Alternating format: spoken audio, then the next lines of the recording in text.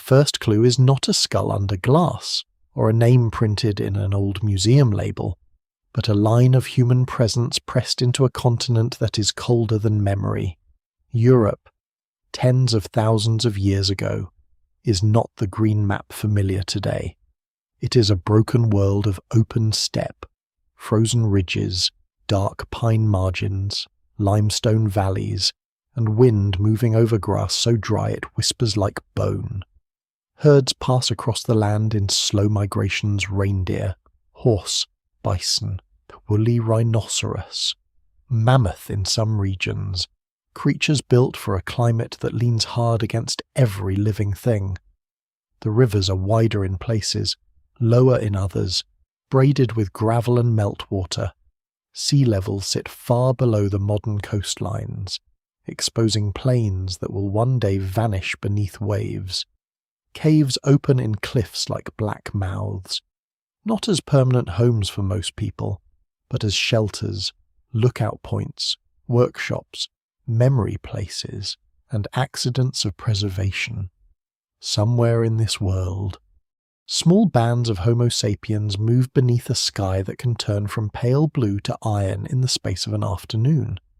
They are fully human as the narrator and listener, yet they live in a Europe that does not belong to them easily. Later, much later, one name will come to stand for them in the public imagination: Cro-Magnon. The word will sound almost like a species, as if a separate branch of humanity once stood between Neanderthal and ourselves.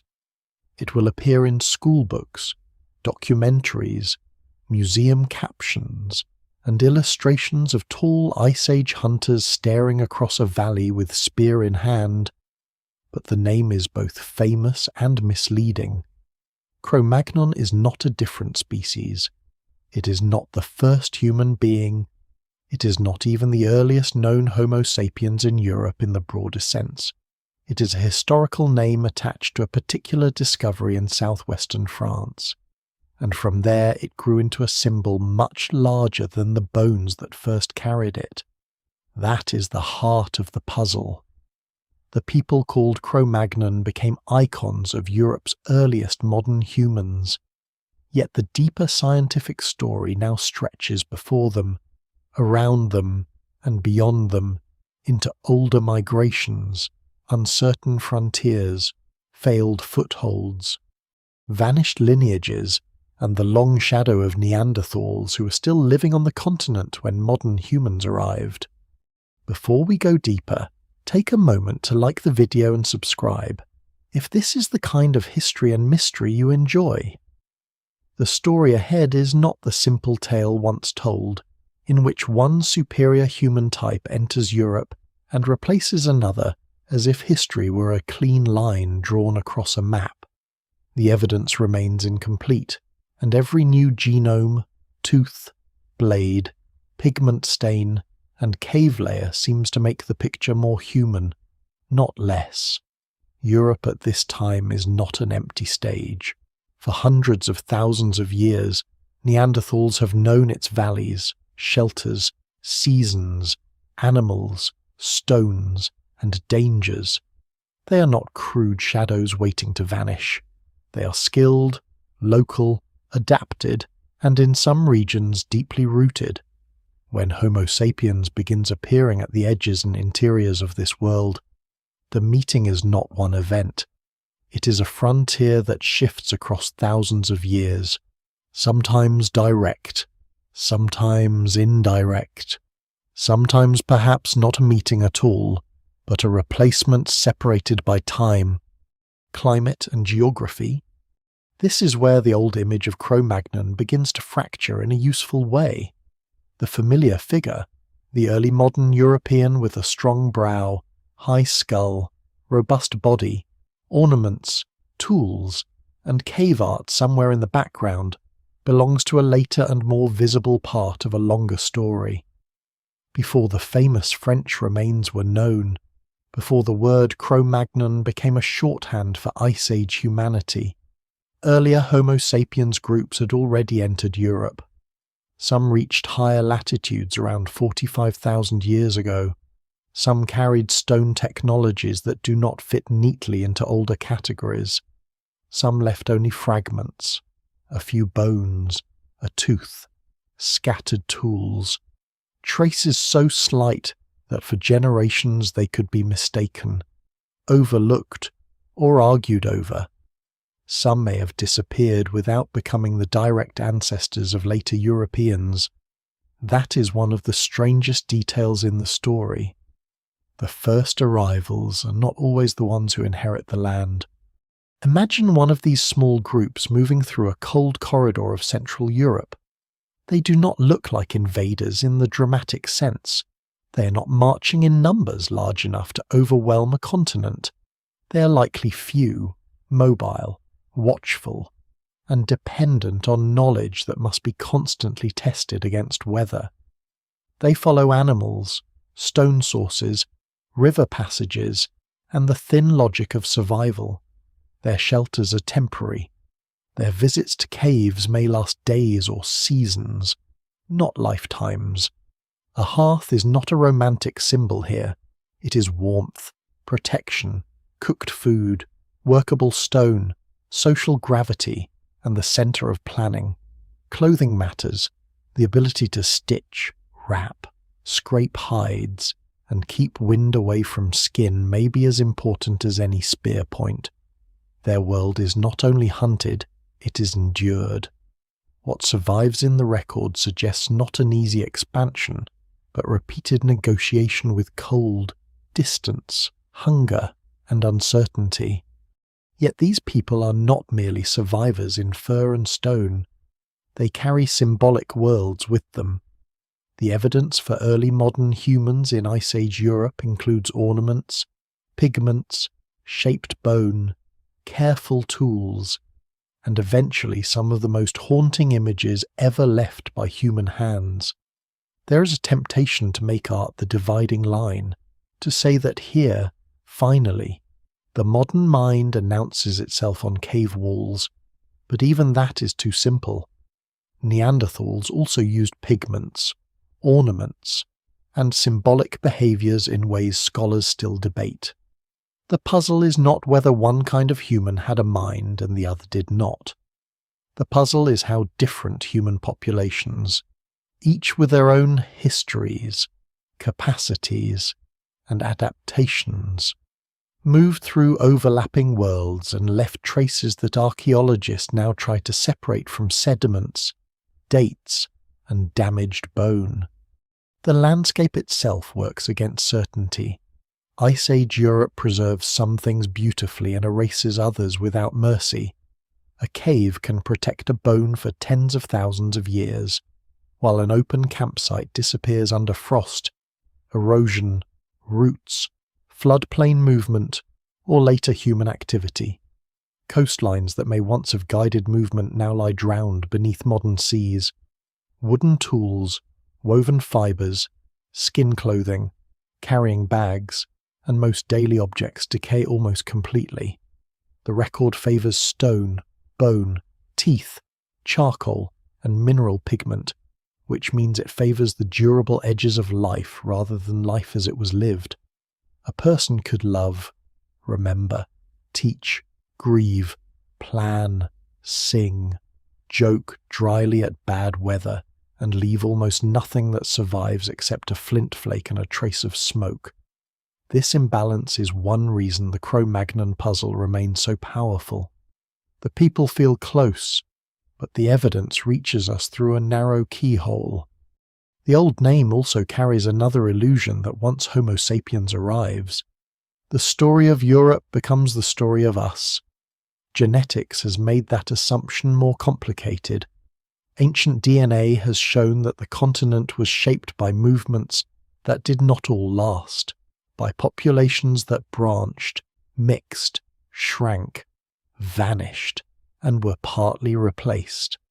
Some early modern human genomes from Europe reveal links to each other, but not always to later people in a straightforward way. The bloodlines that survive today carry Neanderthal ancestry, but not as a neat souvenir from one encounter in one valley. the admixture seems to belong to a wider period of contact in Western Eurasia, before or during the great spread of non-African human populations. In other words, even inside living people. The Ice Age is not a single story. It is a palimpsest, written over, scraped back, and written again.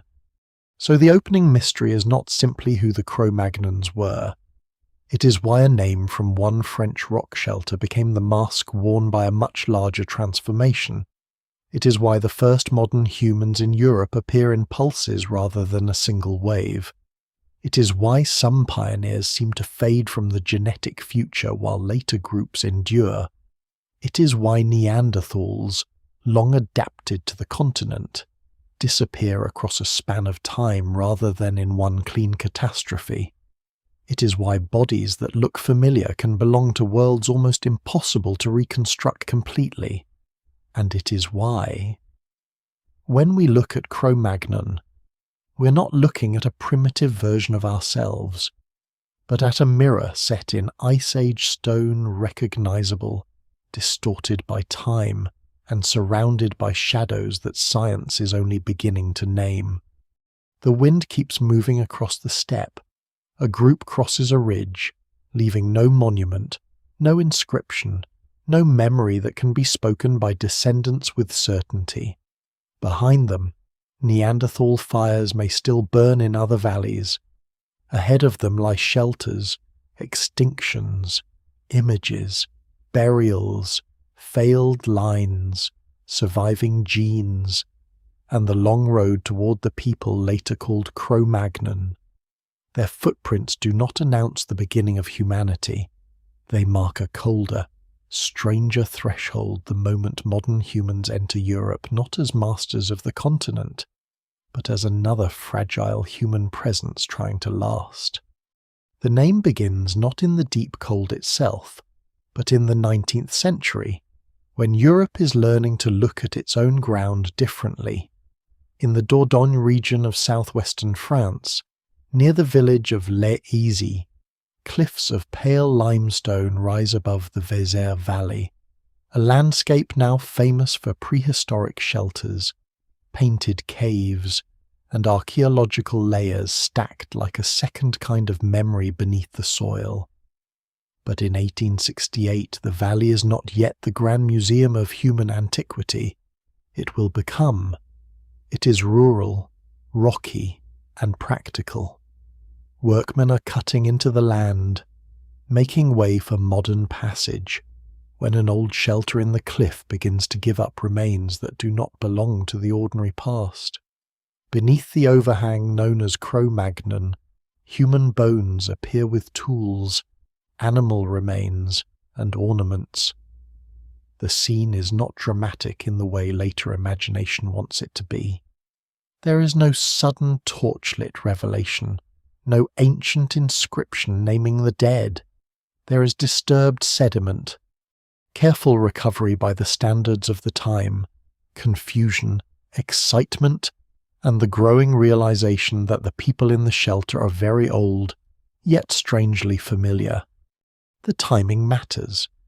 The discovery comes only a few years after the idea of deep human antiquity has begun to force its way into European science. Darwin's work has already unsettled older views of life's history. Stone tools found with extinct animals have made it increasingly difficult to pretend that humans are recent arrivals in a young world. Neanderthal remains have already been found in Germany, but their meaning is still fiercely debated. Some scholars see ancient humans, others see pathology, deformity, or some unfortunate individual whose bones have been misunderstood. Into this atmosphere comes Cro-Magnon, and the remains carry a different kind of shock. These bones are ancient, but they do not look like a distorted curiosity. They look powerfully, unmistakably human, tall, robust, broad-faced, with a high cranial vault. The best-known skull from the site seems to say that deep time is not only inhabited by vanished forms, It is also inhabited by people who could almost step into the modern world if clothing, language, and circumstance could somehow be changed. The shelter gives the name its endurance. Cro-Magnon is not a tribal name, not a language, not a culture in the narrow sense, and not a species. It is a place name, attached first to a rock shelter and then to the human remains found there. Yet names have a way of escaping their origins.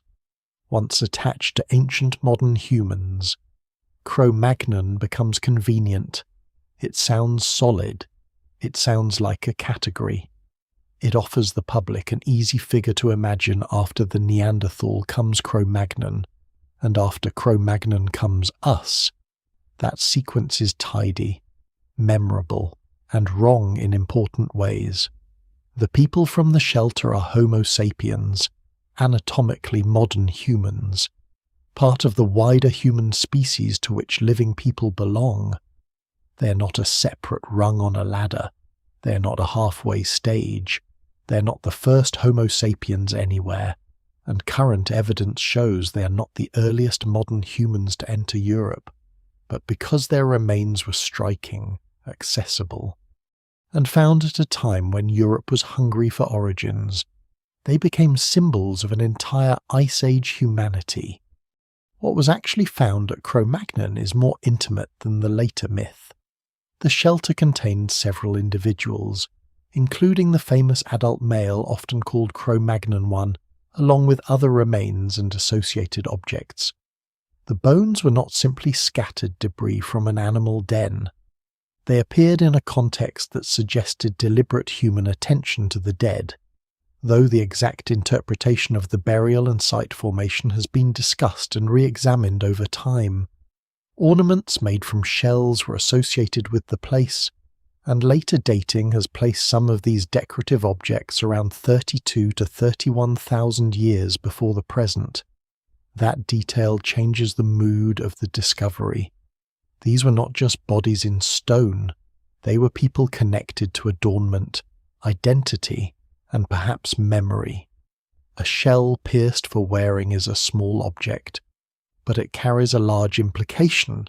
Someone valued it enough to modify it, carry it, display it, exchange it, or place it with the dead. Even in a hard Ice Age world, appearance and meaning mattered.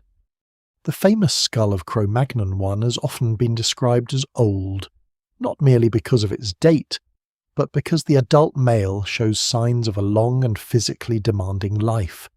His bones preserve traces of injury and wear, the quiet biography written by muscle, impact, healing, and time. Yet he is not a brute caricature from an outdated illustration. He belongs to Homo sapiens, with a brain case and face within the range of modern human variation. Though robust in a way shaped by life under demanding conditions, 19th century observers were fascinated by this combination, ancient and modern, rough and recognizable. They were looking for origins, but what they found was not a monster or missing link. They found a person. That may be why Cro-Magnon became so powerful. It collapsed distance. It made the deep past look back with a human face. Still, the discovery was filtered through the limits and assumptions of its century. Early archaeology did not have radiocarbon dating, ancient DNA, microscopic residue analysis, stable isotope chemistry, or the careful stratigraphic standards used today. Excavation methods were often hurried compared with modern practice, and objects could be separated from their precise contexts in ways that later researchers would regret with some restraint and perhaps a little despair.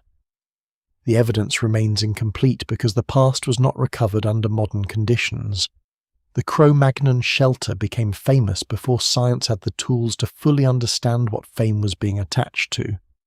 This is one reason the name carries both value and danger. It points to a real discovery, but it also carries the weight of old categories that have since been revised. At Les Eyzies, The landscape itself helped turn the site into a kind of prehistoric stage. The Vézère Valley is dense with traces of Upper Paleolithic life. Limestone shelters offered protection and preserved sediments. Rivers brought animals and people along predictable corridors. Flint sources, hunting grounds, and seasonal movements intersected across the region. Later, nearby caves and shelters would help make southwestern France one of the symbolic capitals of Ice Age archaeology. Cro-Magnon entered that story early enough to become almost foundational. It seemed to provide the human actor for a theatre already filling with stone tools, animal bones, engraved objects, and painted chambers. But the actor was given too broad a role. The people of Cro-Magnon were not all early Europeans. They were one visible group within a much larger and more complicated population history. The surprise is that the name survived even as its scientific usefulness narrowed. Today, specialists generally prefer terms such as early modern humans, Upper Paleolithic Homo sapiens, or anatomically modern humans in Europe. These phrases are less romantic, but they are more accurate. They avoid suggesting that Cro-Magnon people form a separate species or a single unified people spread across the continent. Yet the older name still has cultural force, because it carries an image the moment when modern humanity seems to step out of the Ice Age with tools, ornaments, strong bones, and a face we can recognize. That image is not useless. It simply has to be handled carefully. Cro-Magnon is a doorway, not the whole house. Behind that doorway lies the deeper puzzle. The famous French shelter dates to a time when Homo sapiens had already been moving through Europe for many millennia. Other sites, other bones, and now ancient genomes reveal earlier arrivals in Central and Eastern Europe, some more than 45,000 years old. These people came before the classic Cro-Magnon image fully forms in the public mind. Some may have left little or no direct ancestry in later Europeans. Some lived near the edge of Neanderthal territories. Some endured cold conditions that would have tested even experienced Ice Age populations. The name Cro-Magnon therefore marks not a beginning, but a moment when the evidence becomes vivid enough for 19th century science to grasp.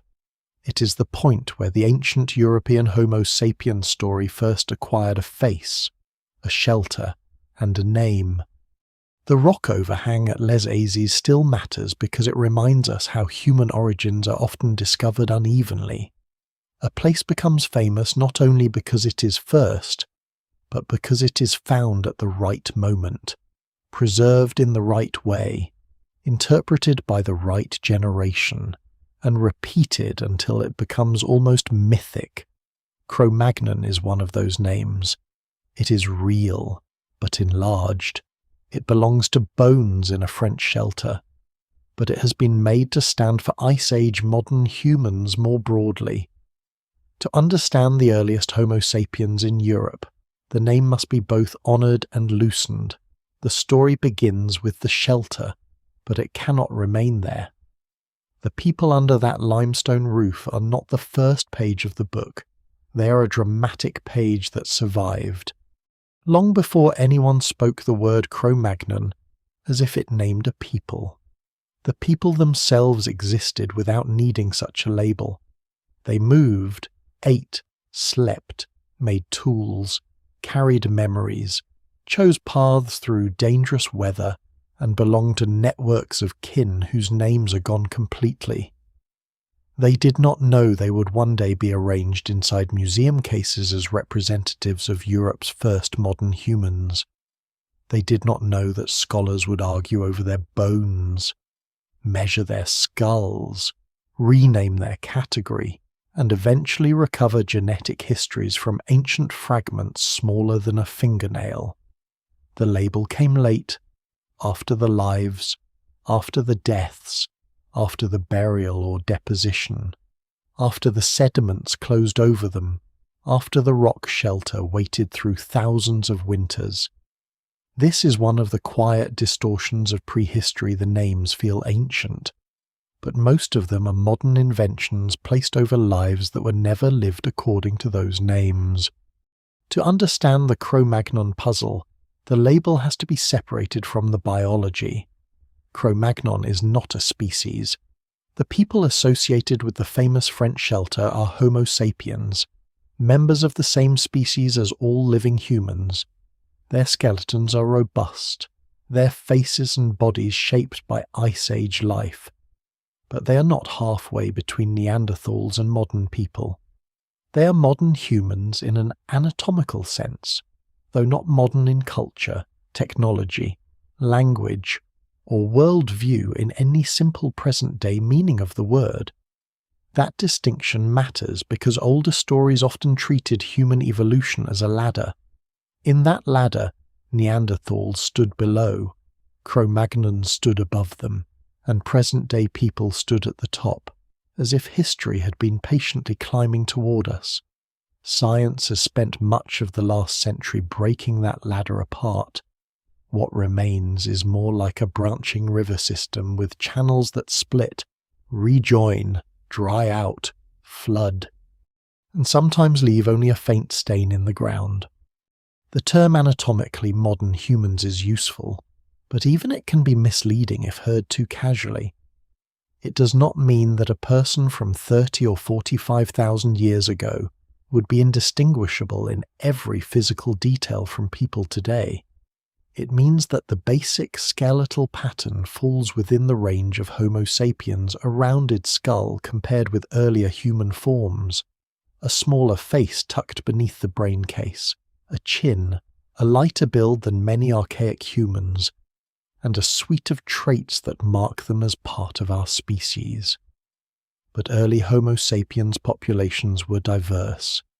Some were taller and more heavily muscled than many recent people. Some had broad faces, strong limb bones, and rugged attachments shaped by a life of walking, carrying, throwing, scraping, climbing, and enduring cold. Their bodies were not primitive versions of ours.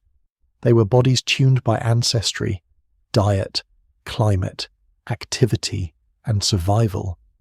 This is why the old image of Cro-Magnon man can be both vivid and scientifically clumsy. It suggests one type, one look, one people. In reality, Europe's early Homo sapiens were not a single frozen portrait. They belonged to different groups across time and space, from Western Europe to Central Europe, from the Balkans to possible routes through the Near East and Eastern Mediterranean corridors. Some left enough material to be tied to stone tool traditions. Some are known from teeth, skull fragments, or broken bones that require careful analysis before they can be assigned to Homo sapiens at all. Some early finds have been debated, reclassified, or dated again as methods improved. The evidence remains incomplete, and the gaps are not small. The continent may have held human movements that left almost no surviving fossils, especially in open-air settings, drowned coastal routes, or regions where later erosion erased the trace. The name Cro-Magnon also hides a chronological problem. The famous French remains are old, roughly around the later part of the early Upper Paleolithic, but they are not as old as the earliest evidence for Homo sapiens entering Europe.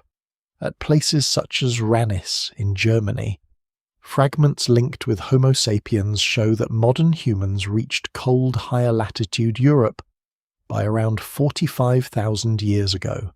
At Zlatý Kůň in the Czech lands, a genome from a woman whose skull was found in a cave has revealed a lineage close to some of the earliest known modern humans in Europe. At Bachokiro in Bulgaria, early Homo sapiens remains show connections reaching across Eurasia and traces of relatively recent Neanderthal ancestry. At Mandrin in France, a debated but important case suggests an even earlier pulse into Neanderthal territory in the Rhone Valley. scholars still debate how all these pieces fit together, but the broad direction is clear. Before Cro-Magnon became the famous face of Ice Age Europe, Homo sapiens had already been testing the continent's edges and interiors. The word testing is important. Migration is often imagined as a bold arrow on a map, but real human expansion is rarely so clean. A group may enter a region, survive for a time, then vanish locally. Their descendants may move elsewhere, merge with other populations, or leave no obvious genetic continuation. A stone tool tradition may spread through contact rather than by mass movement of people. A population may appear in the record only because one cave preserved a few bones while 100 other camps vanished. The earliest Homo sapiens in Europe may therefore represent several pulses, not one triumphant arrival. Some may have been exploratory movements. Some may have been part of broader expansions across Western Eurasia. Some may have failed because of climate, low population numbers, competition, isolation, simple bad luck, or causes that leave no clean signature in bone or DNA. No single explanation fully accounts for this. The surprising detail is that being first does not guarantee becoming ancestral. Ancient DNA has made this point with unusual force. Some of Europe's earliest known modern human genomes do not look like direct founders of later European populations in a simple line. They're close to the beginning of the story, but not necessarily the main trunk that leads forward. This is not failure in any human sense. It is how deep population history works. A group can live fully, adapt, leave tools, bury its dead, exchange ornaments, carry songs and knowledge across generations, and still disappear from the genetic record as a distinct lineage. When scientists say a lineage didn't contribute substantially to later populations, they are not saying those people were unimportant. They're saying that survival in the record is not the same as survival in life. That idea makes Cro-Magnon more interesting, not less. The famous name belongs to a moment when Homo sapiens' presence in Western Europe becomes tangible and symbolically powerful, but it sits downstream from earlier, more fragile human movements. It is like seeing a river where it becomes broad and visible, while forgetting the thin streams, hidden springs, and vanished channels that fed or failed before it. The people of Cro-Magnon are not a separate humankind standing between Neanderthals and us. They are one visible expression of Homo sapiens in Ice Age Europe, part of a longer process in which modern humans entered a continent already occupied by other humans, adapted to severe climates, absorbed some ancestry from Neanderthals, and repeatedly faced the possibility of disappearance. In that sense, the name before the name is simply human, not modern in the comfortable sense, not European in the later cultural sense, not Cro-Magnon in their own minds. They are Homo sapiens moving through a world of cold corridors, animal trails, limestone shelters, and uncertain encounters. The label would come after the bones, the myth would come after the label, and only much later would science begin to peel the myth away, revealing not a single heroic arrival, but a tense and uneven human frontier spread across thousands of years. Europe before the arrival of Homo sapiens is not a waiting room. It is a lived-in continent, mapped by older human feet, worked by older human hands, and understood through habits sharpened over many thousands of generations, long before the people later grouped under the shadow of Cro-Magnon appear in Western Europe. Neanderthals have already made this land deeply human. They know where flint can be struck from chalk or limestone. They know which valleys funnel herds in certain seasons, which caves hold warmth, which slopes catch winter sun, which river crossings are dangerous after thaw, and where the wind can turn a ridge into a blade. To imagine Europe before Homo sapiens as empty is one of the great mistakes of older storytelling. It was not empty, it was occupied, watched, hunted, remembered, and crossed by people whose bodies and cultures were formed in close conversation with ice, stone, animal movement, and scarcity. The Europe they inhabit changes constantly, because the late Pleistocene is not a single climate but a restless sequence of colder and milder phases. Forests expand and retreat, grasslands open, glaciers thicken in the north and mountains. Sea levels fall as water is locked in ice, exposing shelves and plains that later vanish. The Atlantic world shifts. The Mediterranean margins breathe between refuge and barrier. The Danube corridor, the Balkans, the Rhone Valley, the plains north of the Alps, and the wide Mammoth Steppe to the east are not just places on a map. They are moving opportunities and moving dangers. A few centuries of colder weather can push animals away, thin plant resources, and break familiar roots. A milder pulse can draw life back into valleys and create brief abundance. The continent is alive, but its rhythm is severe. In this world, animals dominate the scale of experience. A person standing on an open slope may see more wild bodies in a day than many modern people see in a year. Reindeer move in restless lines. Horses graze in exposed country. Bison and aurochs shape the grasslands with their weight. Woolly rhinoceroses browse and graze in colder open habitats. Mammoths move through certain regions like slow weather systems made of flesh, leaving churned ground and broken vegetation behind them. Cave lions, hyenas, wolves, bears, and leopards belong to the same landscape, each with its own claim on meat, shelter, carcasses, and fear. Humans are not above this system, they are inside it. Every hunt is also a negotiation with other predators. Every carcass is a resource and a risk.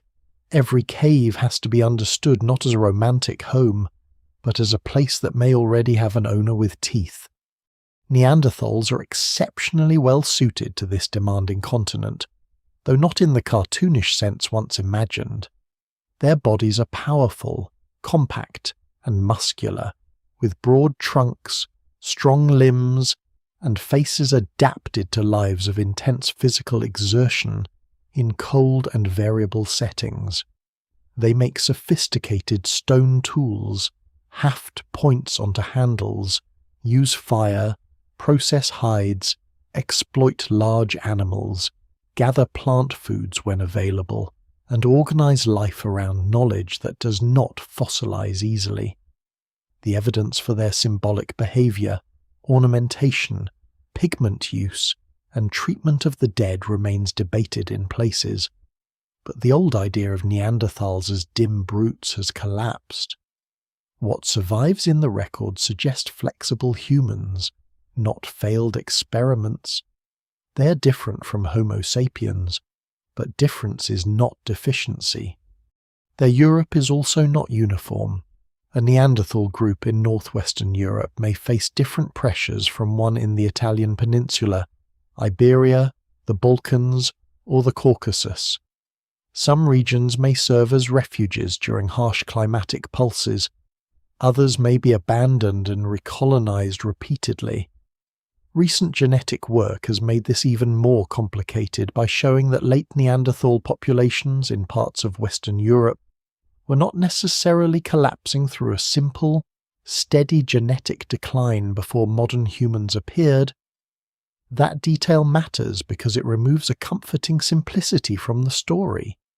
If Neanderthals were not merely weak ghosts fading at the edge of extinction, then the arrival of Homo sapiens cannot be explained as an easy replacement of the exhausted by the vigorous. The frontier was likely more uneven and more local than that. By the time early Homo sapiens groups move into parts of Europe, They are entering a continent full of invisible boundaries. Some are ecological cold steppes, wooded refuges, mountain barriers, river systems, prey migrations, regions rich in stone, regions poor in fuel. Some are human, the territories and habits of Neanderthal groups already using the land. The word territory should be used carefully. It does not necessarily mean fixed borders like later states or even formal tribal boundaries. It may mean repeated seasonal ranges, known shelters, familiar hunting circuits, places learned through elders and practice, and routes that carry social memory.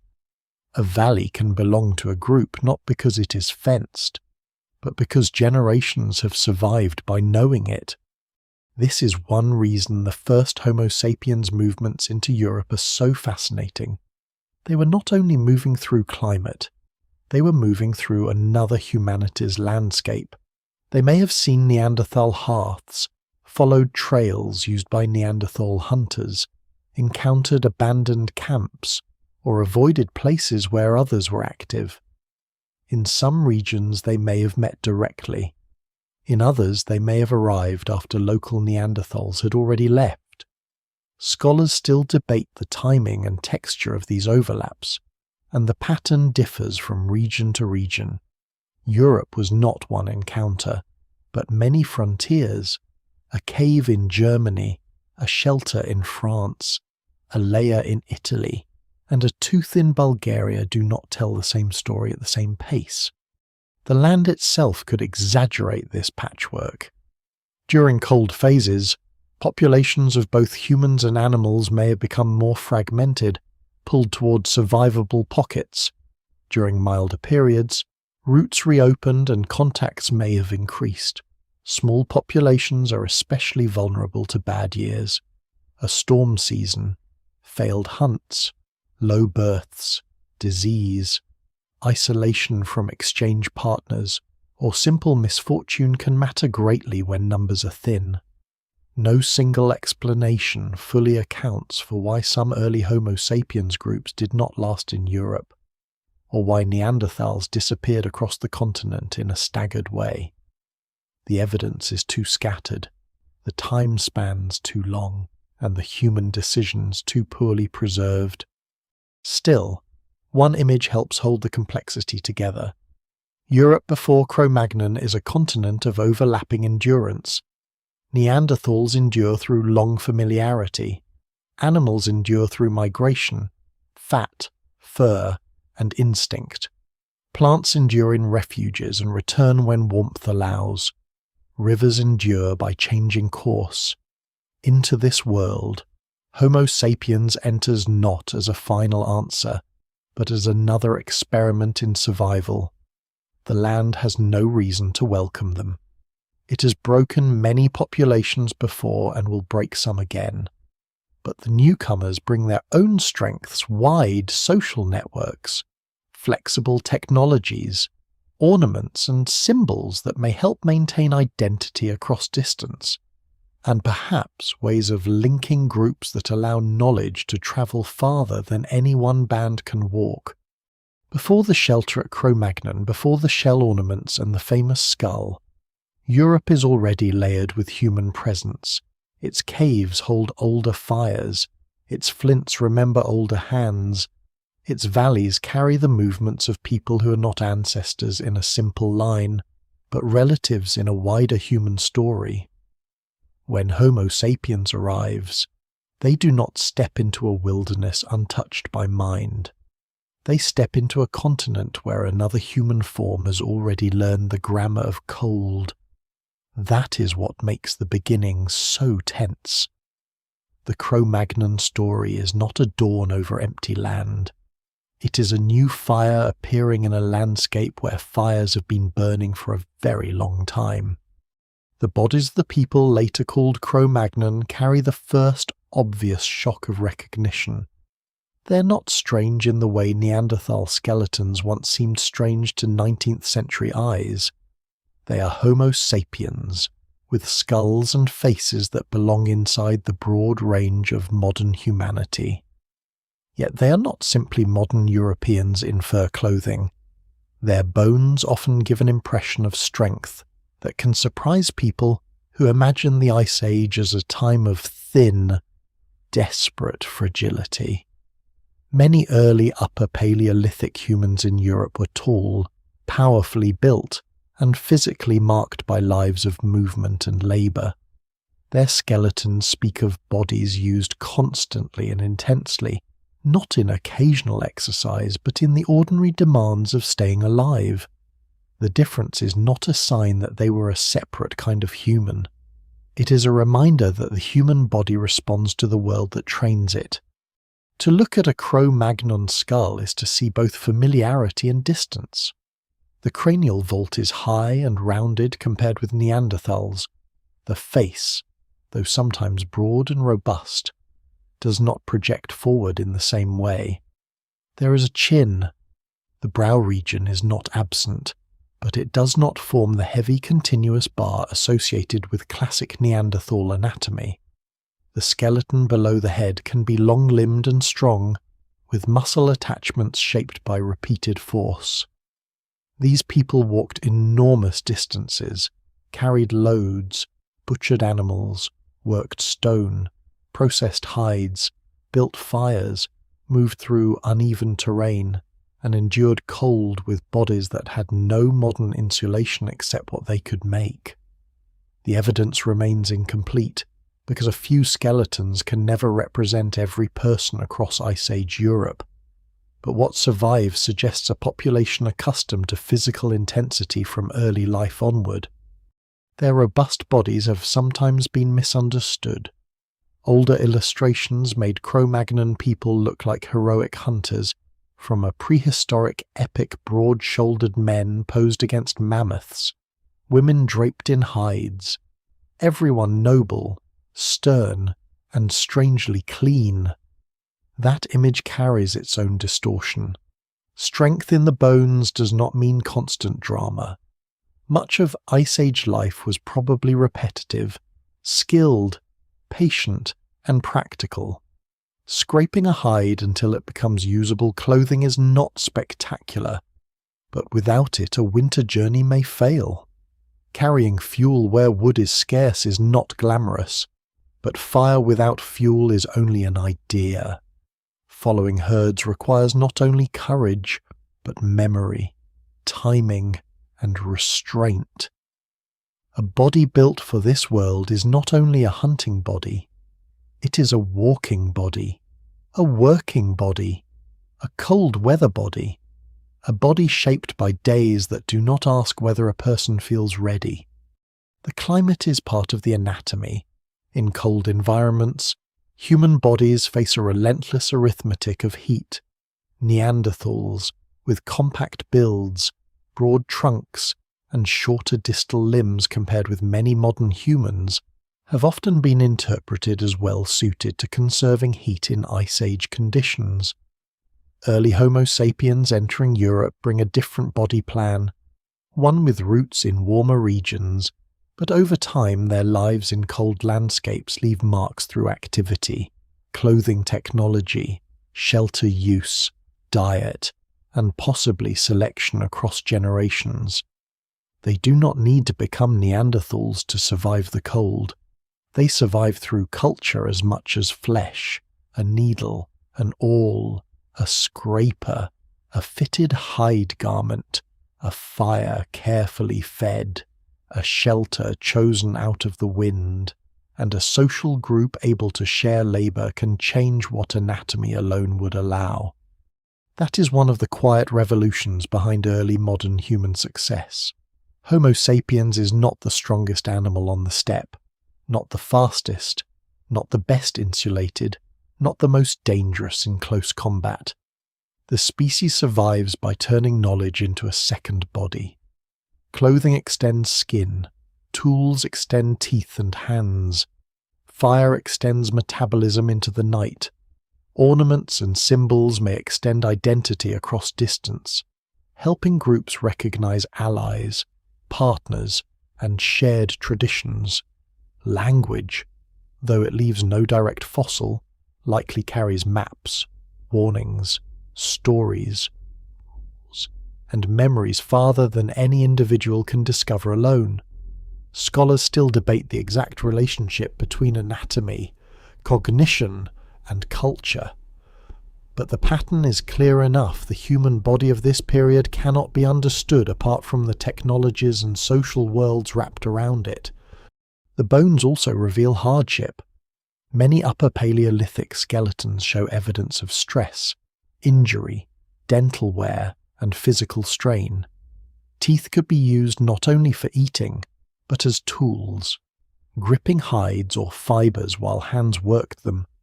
Joints could record repeated motion. Healed injuries suggest both danger and care, because a serious injury survived long enough to heal often means the person was supported.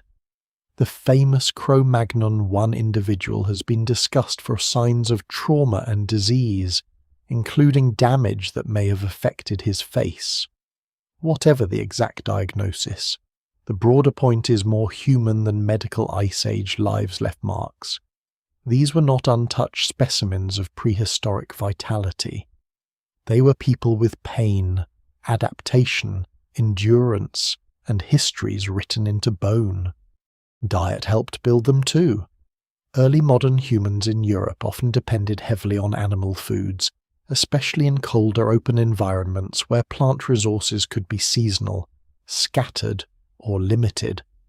Large herbivores offered meat, fat, marrow, hides, sinew, bone, antler, and information about the landscape. To hunt or scavenge successfully in this world required knowing not only animals, but weather, terrain, group coordination, and timing. Yet it would be too simple to imagine a diet made only of dramatic kills. People likely used a range of resources where available plants, small animals, fish in some regions, birds, eggs, shellfish near coasts, and gathered materials that rarely preserve. The record favours large bones because large bones survive, not because daily meals always look like a mammoth feast. No single explanation fully accounts for the full diet across all regions, because Europe itself was too varied. There is a lesser-known irony in the Cro-Magnon body. It helped convince early scientists that these ancient people were modern, but it also tempted later imagination to treat them as idealized ancestors, almost larger than life. Some were tall, yes, some were powerfully built, but they were not giants, not superhumans, and not a lost race of Ice Age champions. Their bodies were the result of real pressures, mobility, cold, labour, nutrition, injury, and population history. They belonged to small groups in which every adult skill mattered and every season could tighten the margin. Their strength was not decorative, it was useful, and sometimes not enough. When compared with Neanderthals, the contrast can be vivid but dangerous if overstated. Neanderthals were generally more powerfully built in certain ways, with distinctive skeletal adaptations and enormous physical strength. Early Homo sapiens were different, often taller and more lightly constructed in relative terms, but still robust by many recent standards. The encounter between these populations was not a contest between brute force and delicate intelligence. Both were intelligent humans, both made tools, both used fire, both cared for survival in demanding landscapes. The difference lay in a web of factors: demography, social networks, technology, mobility, climate response, reproduction, and perhaps chance. Anatomy is only one strand. So when the Cro-Magnon skeleton stands in the mind, it should not stand as a primitive man. It should stand as an Ice Age Homo sapiens whose bones preserve a compromise between inheritance and environment. The skull says modern human, the limbs say movement, the teeth say labour, the injuries say danger, the ornaments, when present, say identity. The entire body says that survival in Europe required more than arriving with a modern brain. It required learning a continent that punished mistakes, shaping tools to meet weather, and turning a vulnerable human frame into something durable enough to cross a frozen world. If the Cro-Magnon shelter gives the story its famous face, the older trail of Homo sapiens in Europe gives it its unease. The deeper one looks, the less the arrival resembles a single moment. There is no clean scene in which modern humans cross a border, enter Europe, and begin the future in one decisive movement. Instead, the evidence appears in scattered flashes: a bone fragment in a German cave, a skull from the Czech lands, teeth and tools in the Balkans, a disputed layer in southern France. Genetic traces that do not behave like a simple family tree. The first European Homo sapiens are not a crowd stepping into history together. They are more like points of fire seen through blowing snow, separated by distance, time, and uncertainty, each one illuminating a little of the dark but never enough to show the whole landscape. At Ranis, in central Germany, the story becomes especially sharp because of the cold. The site, Ilsenhöhle beneath the castle rock, preserves traces from a time around 45,000 years ago, when Homo sapiens had reached higher latitudes of Europe earlier than many older models expected. Small human bone fragments, identified through careful modern methods, connect these people with a stone tool tradition, often called the Linkombian-Renisian Jerzmanowischen, or LRJ. The name is a little forbidding, but the implication is vivid. People with modern human biology were present in a region that was not mild, easy, or obviously inviting. They were not waiting for a warm corridor to open into a generous continent.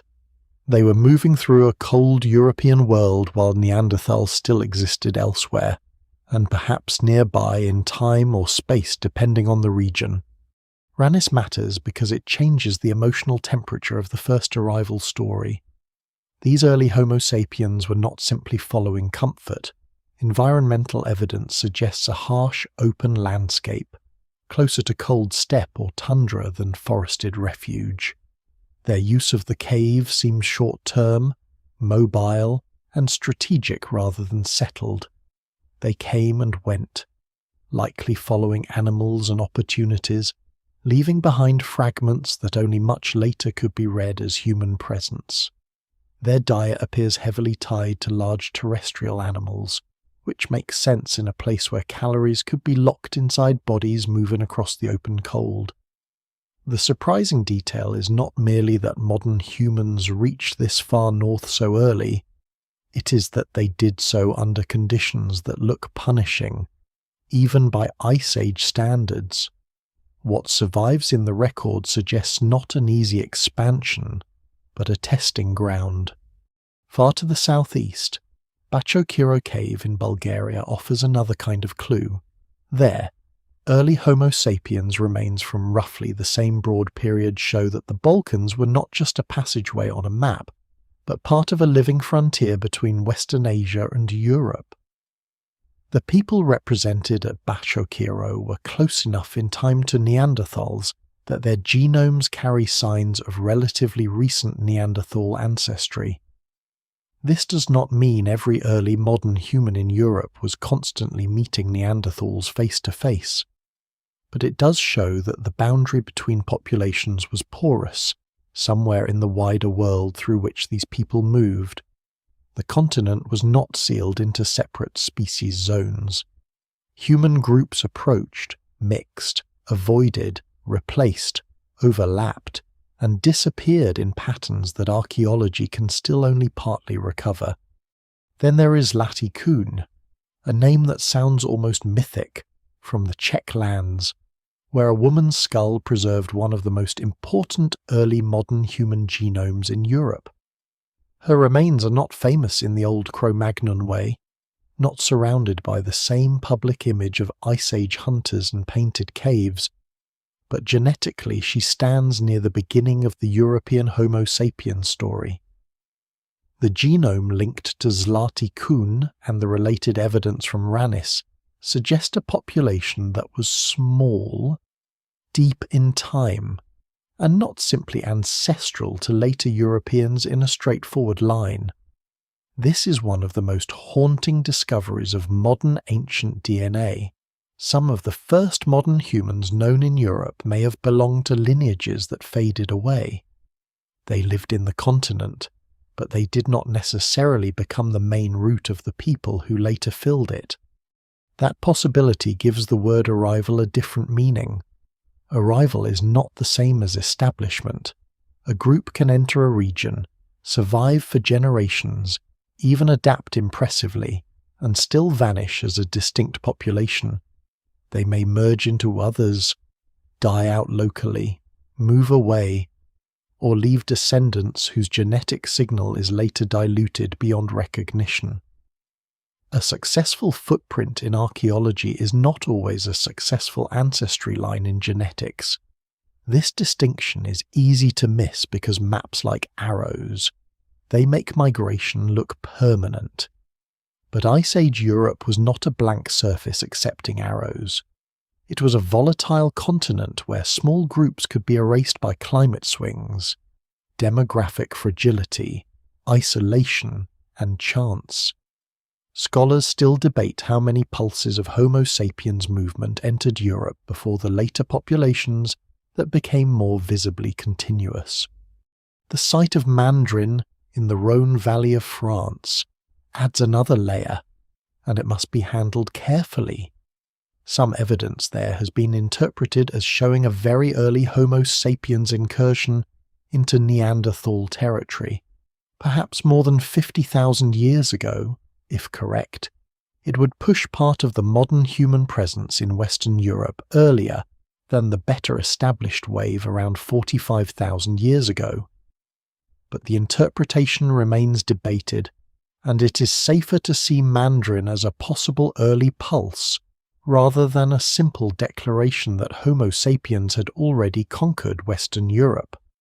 Its importance is not that it solves the story, but that it keeps the door open to a more restless pattern, entrances before the entrance, attempts before endurance, brief appearances before the famous names. Routes into Europe were likely multiple, though the evidence refuses to arrange itself neatly. The Balkans offered one corridor from Western Asia into southeastern Europe. The Danube basin could carry movement deeper into the continent. Mediterranean routes may have mattered in ways partly hidden by later sea level rise and poor preservation. The Rhône Valley could connect Mediterranean worlds to Western Europe. Northern and central routes were possible during certain climatic windows, though always constrained by cold, animals, rivers, ice, and the presence of other human groups. A line on a modern map can be drawn in seconds, but a real Paleolithic route is a chain of survivable days. It requires water, fuel, stone, prey, shelter, social knowledge, and luck. The fossil evidence for these earliest Homo sapiens remains frustratingly thin. Teeth can be difficult to assign. Bone fragments can be too small for old-fashioned anatomy, and must be identified by proteins or DNA if preservation allows. Stone tools can move through cultural transmission and do not always identify the maker by themselves. A blade technology found in one layer may suggest modern humans, but without bones the case can remain open. A human fragment found near tools may still raise questions about disturbance, dating, or association.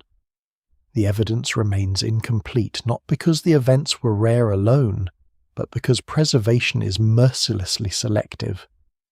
Most people who lived through this frontier left no recoverable body at all. And yet, from these fragments, a new picture emerges. The first European Homo sapiens were not simply Cro-Magnon before Cro-Magnon. They were varied, mobile, vulnerable pioneers entering a continent already shaped by Neanderthal life and Ice Age instability. Some reached cold interiors. Some carried signs of contact with Neanderthals in their ancestry. Some may have vanished without founding later populations. Some left technologies that blur old categories. Their story is not the proud beginning of a single people, but the uncertain first movement of our species into a world where being human was already an ancient condition. Cro-Magnon would later give the story a memorable name. These earlier traces give it depth and make that name tremble. The first modern humans moving through Ice Age Europe do not survive because they are merely present. Presence is the smallest part of the story. To last in this continent, a group has to turn stone, bone, fire, skin, memory, and cooperation into a working system. Every object matters because every object answers a pressure. A blade answers the need to cut meat, shape wood, trim hide, or prepare sinew. A scraper answers the long labour of making animal skin usable against wind. A hearth answers darkness, cold, predators, cooking, repair, and the social pull of shared warmth. A shelter answers weather only if it is chosen well. A route answers hunger only if the animals still come through. The world is not generous enough for waste. In the deep Paleolithic, intelligence is not an abstract quality hidden inside the skull. It is visible in the way a person strikes flint, keeps embers alive, reads tracks, stores a memory of distant stone, and knows when to leave before a place stops feeding them. Stone tools are often the most durable witnesses, and because they survive so well, they can deceive the imagination into making Paleolithic life seem harder and sharper than it was, as if everything were flint edges and spear points. But stone was only the skeleton of a much larger technology. A well-made blade can cut, but it needs a hand that knows how much pressure to use. A point can pierce, but it may require a shaft, binding, adhesive, and repair. A scraper can clean a hide, but the hide must then be stretched, softened, smoked, pierced, sewn, wrapped, fitted, and maintained. The most important technologies may have been the ones least likely to survive clothing. Cords, nets, bags, bedding, wooden handles carrying frames, containers made from skin or bark, and the quiet domestic equipment of a mobile life. What survives in the record suggests only the hard mineral outline of a much softer and more complex world. The stone itself tells a story of planning. Early Upper Paleolithic technologies in Europe often emphasize blades and bladelets. Long narrow flakes struck from prepared cores with skill and foresight. To make them, a napper has to imagine the shape hidden inside the stone before it exists. The core is prepared, angles are controlled, platforms are maintained, mistakes are corrected or accepted. A good piece of flint is not just picked up and smashed into usefulness. It is understood. Some stone travels long distances from its geological source, which means people either moved across wide ranges, exchanged with other groups, or both. That is a lesser known but important detail. A tool can preserve geography. A small flint blade may silently reveal that Ice Age people knew landscapes far beyond the shelter where archaeologists find the blade, or that objects passed between hands across social networks now completely gone. Fire is more difficult to see clearly because humans had controlled fire long before Cro-Magnon, long before Homo sapiens entered Europe, and long before the Upper Paleolithic. Neanderthals knew fire. Earlier humans knew fire. The drama lies not in a sudden discovery of flame, but in the constant practical mastery of it under difficult conditions. In a cold, open landscape, Fuel is not always abundant. Wood may be scarce in steppe tundra environments, and people may have used bone, fat-rich materials, shrubs, dried dung, or driftwood depending on region and season. A fire is therefore not just warmth, it is a logistical problem. It must be fed, protected, perhaps transported as embers, and placed where smoke, wind, and safety can be managed. The difference between a successful camp and a miserable one may be a knowledge of fuel that leaves only ash and charcoal behind. Around the hearth, life becomes human in the most recognizable sense. Tools are repaired, meat is cooked or dried, bones are cracked for marrow, hides are worked. Stories and instructions may pass through speech, gesture, demonstration, and repetition. People sleep near one another for warmth and protection. Someone watches weather, someone tends flame, someone shapes a point, someone prepares cordage, someone cleans a skin until the hands ache. It is tempting to imagine Paleolithic life as a sequence of spectacular hunts, but most survival is maintenance.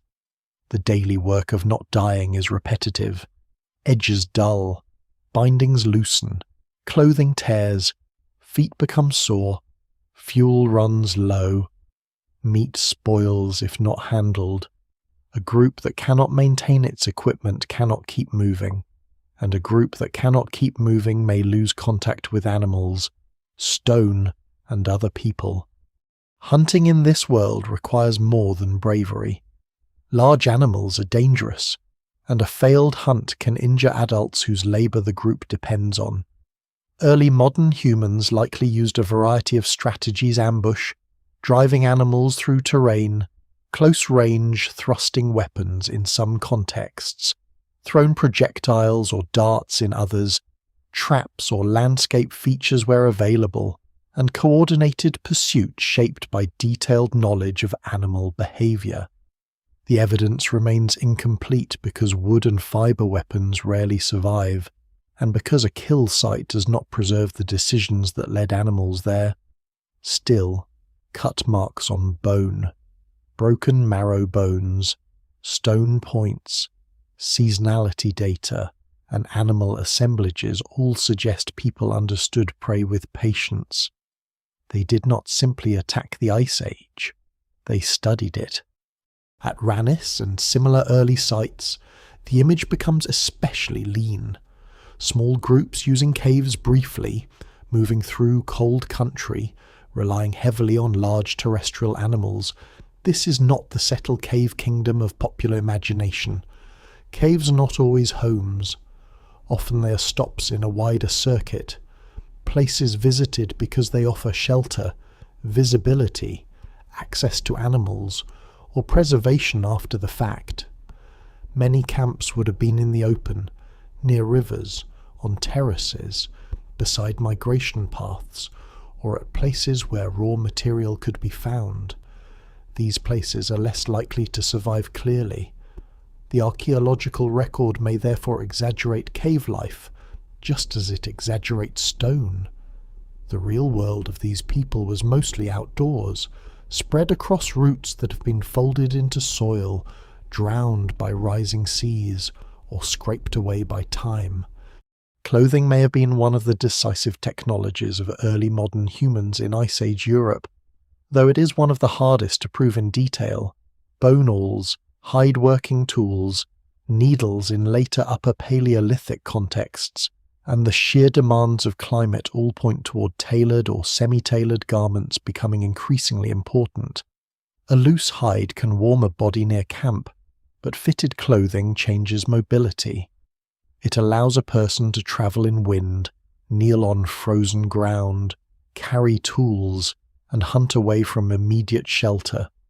The ability to make layers, fasten them, repair them, and perhaps decorate them turns animal skin into a portable environment. In that sense, a well-made garment is as important as a weapon. It is a shelter that walks. Food processing also widens the picture. Meat provides calories and protein. but fat is crucial in cold environments. Marrow, brains, and fatty tissues matter deeply. Bones are not waste. They are containers. Sinew can become thread or binding. Antler and bone can become points, wedges, needles, handles, and ornaments. Teeth and shells can become pendants.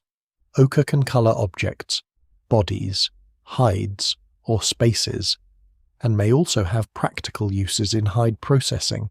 Though scholars still debate the full range of meanings, a carcass is therefore not just a meal, it is a package of food, tools, clothing, fuel possibilities, symbols, and social labour.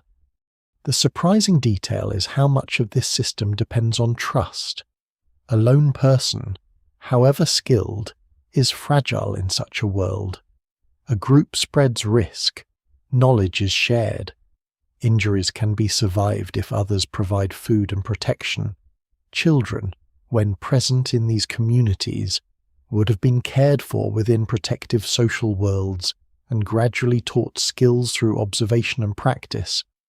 But the archaeological record rarely lets us see those ordinary lessons directly. Adults carry not only tools but obligations. The human advantage is not simply the clever individual, it is the network of people who remember together. So the daily life behind Cro-Magnon and the earlier Homo sapiens of Europe is not a crude existence waiting for civilization.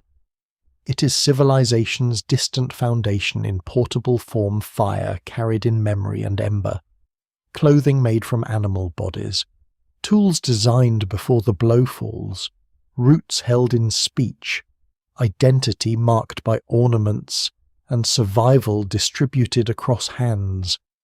These people do not yet build cities, write laws, farm fields, or raise stone temples, but they already live inside cultures dense enough to cross a frozen continent. Their world is made of things that mostly vanish. The few that remain are enough to show that Ice Age survival was not primitive simplicity. It was a demanding art.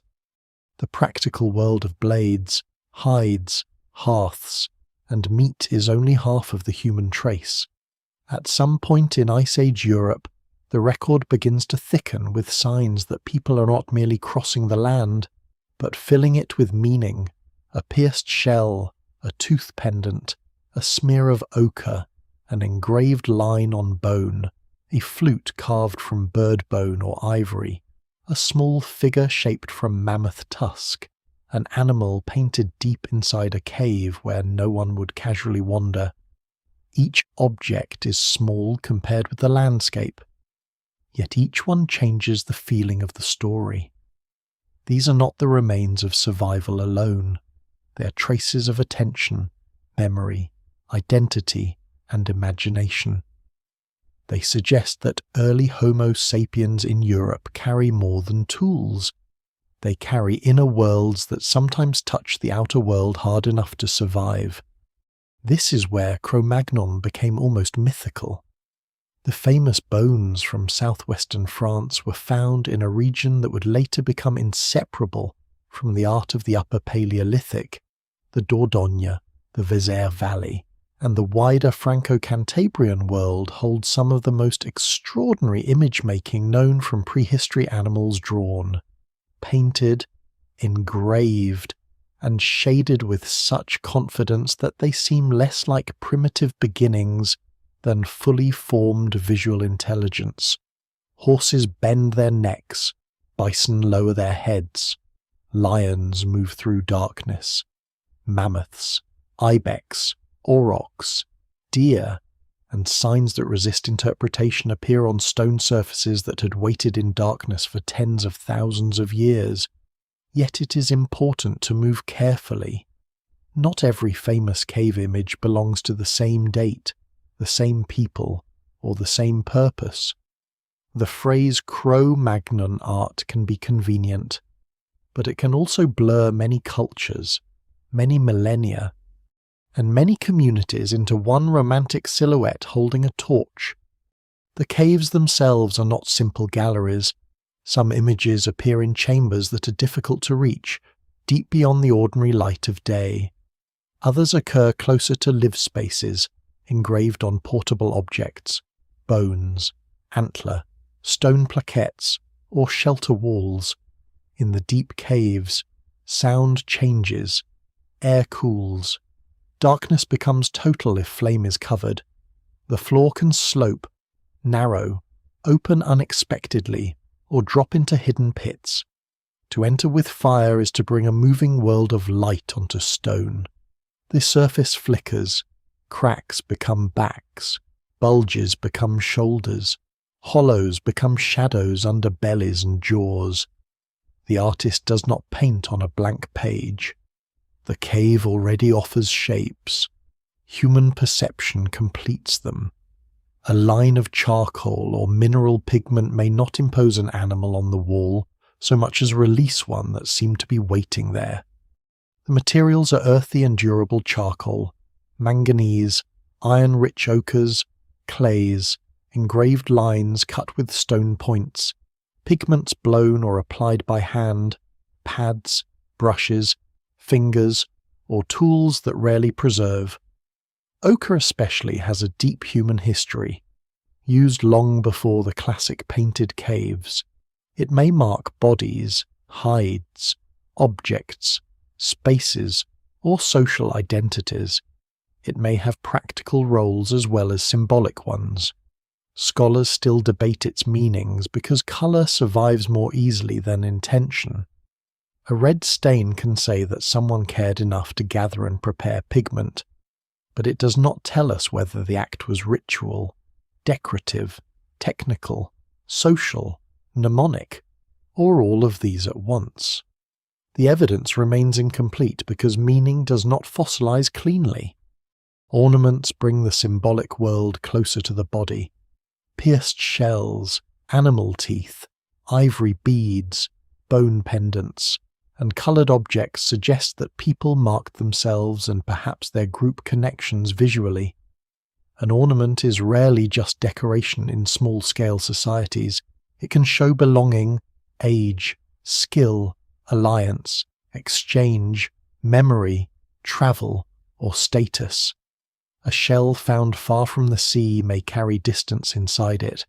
It may have been collected on a journey, exchanged across groups, inherited, or placed with the dead. The Cro-Magnon shelter itself is associated with pierced shells, and these objects matter because they remind us that the dead were not simply biological remains. They were surrounded by choices. Someone made or kept things that could carry identity.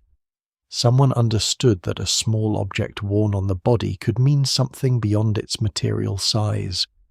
Music adds another dimension, though it is easier to forget because sound disappears. In parts of Ice Age Europe, flutes made from bird bone and mammoth ivory show that people were shaping instruments tens of thousands of years ago. The technical skill is striking. A flute is not a tool for cutting or scraping. It is a tool for air, timing, breath, and shared attention. Its maker has to understand hollow material, finger holes, spacing, and sound. Its player turns the body into music. No recording survives, of course, and no one can reconstruct the full musical world from a few instruments. But the objects themselves are enough to show that Ice Age life included organized sound, around firelight, inside shelters, perhaps in caves where echoes multiply. Sound may have carried memory in ways stone cannot. The small carved figures of the Upper Paleolithic deepen the puzzle further. Some represent animals with close observation, some combine human and animal features. Some emphasize bodies in ways that have invited many interpretations, from fertility to identity, myth, teaching, memory, or social symbolism. The safest path is not to force one explanation onto them. They are evidence of minds capable of abstraction, transformation, and symbolic compression. A figure carved from ivory is not merely a copy of the world. It is a world made portable. It can be held, carried, hidden, exchanged, broken, repaired, or placed somewhere meaningful. Its survival suggests a kind of human attention that is neither strictly practical nor separate from daily life. In Ice Age societies, the practical and the symbolic may have been woven together far more tightly than modern categories allow. The cave walls may also remember more than images. Newer methods have begun exploring whether traces of ancient human DNA can survive on cave surfaces, sometimes sealed beneath mineral layers or associated with pigment. This does not suddenly reveal the name of an artist, and it should not be treated as a magical solution. Contamination, preservation, dating, and interpretation remain difficult, but the idea itself is powerful. The wall may preserve not only an image made by a hand, but microscopic biological traces from people whose bones never survived. The cave becomes not just a visual archive, but a fragile contact surface between bodies and stone. A person leans close, blows pigment, presses a palm, scrapes a line, breathes in the dark, and some trace may remain beyond anything that person could imagine. There is a danger in making art the proof of humanity, as if people become fully human only when they paint animals in caves. That would be unfair to earlier humans and too narrow even for Homo sapiens. Symbolic behavior has deeper roots, and Neanderthal symbolic capacities remain an active area of debate. But the richness of Upper Paleolithic expression in Europe is still astonishing.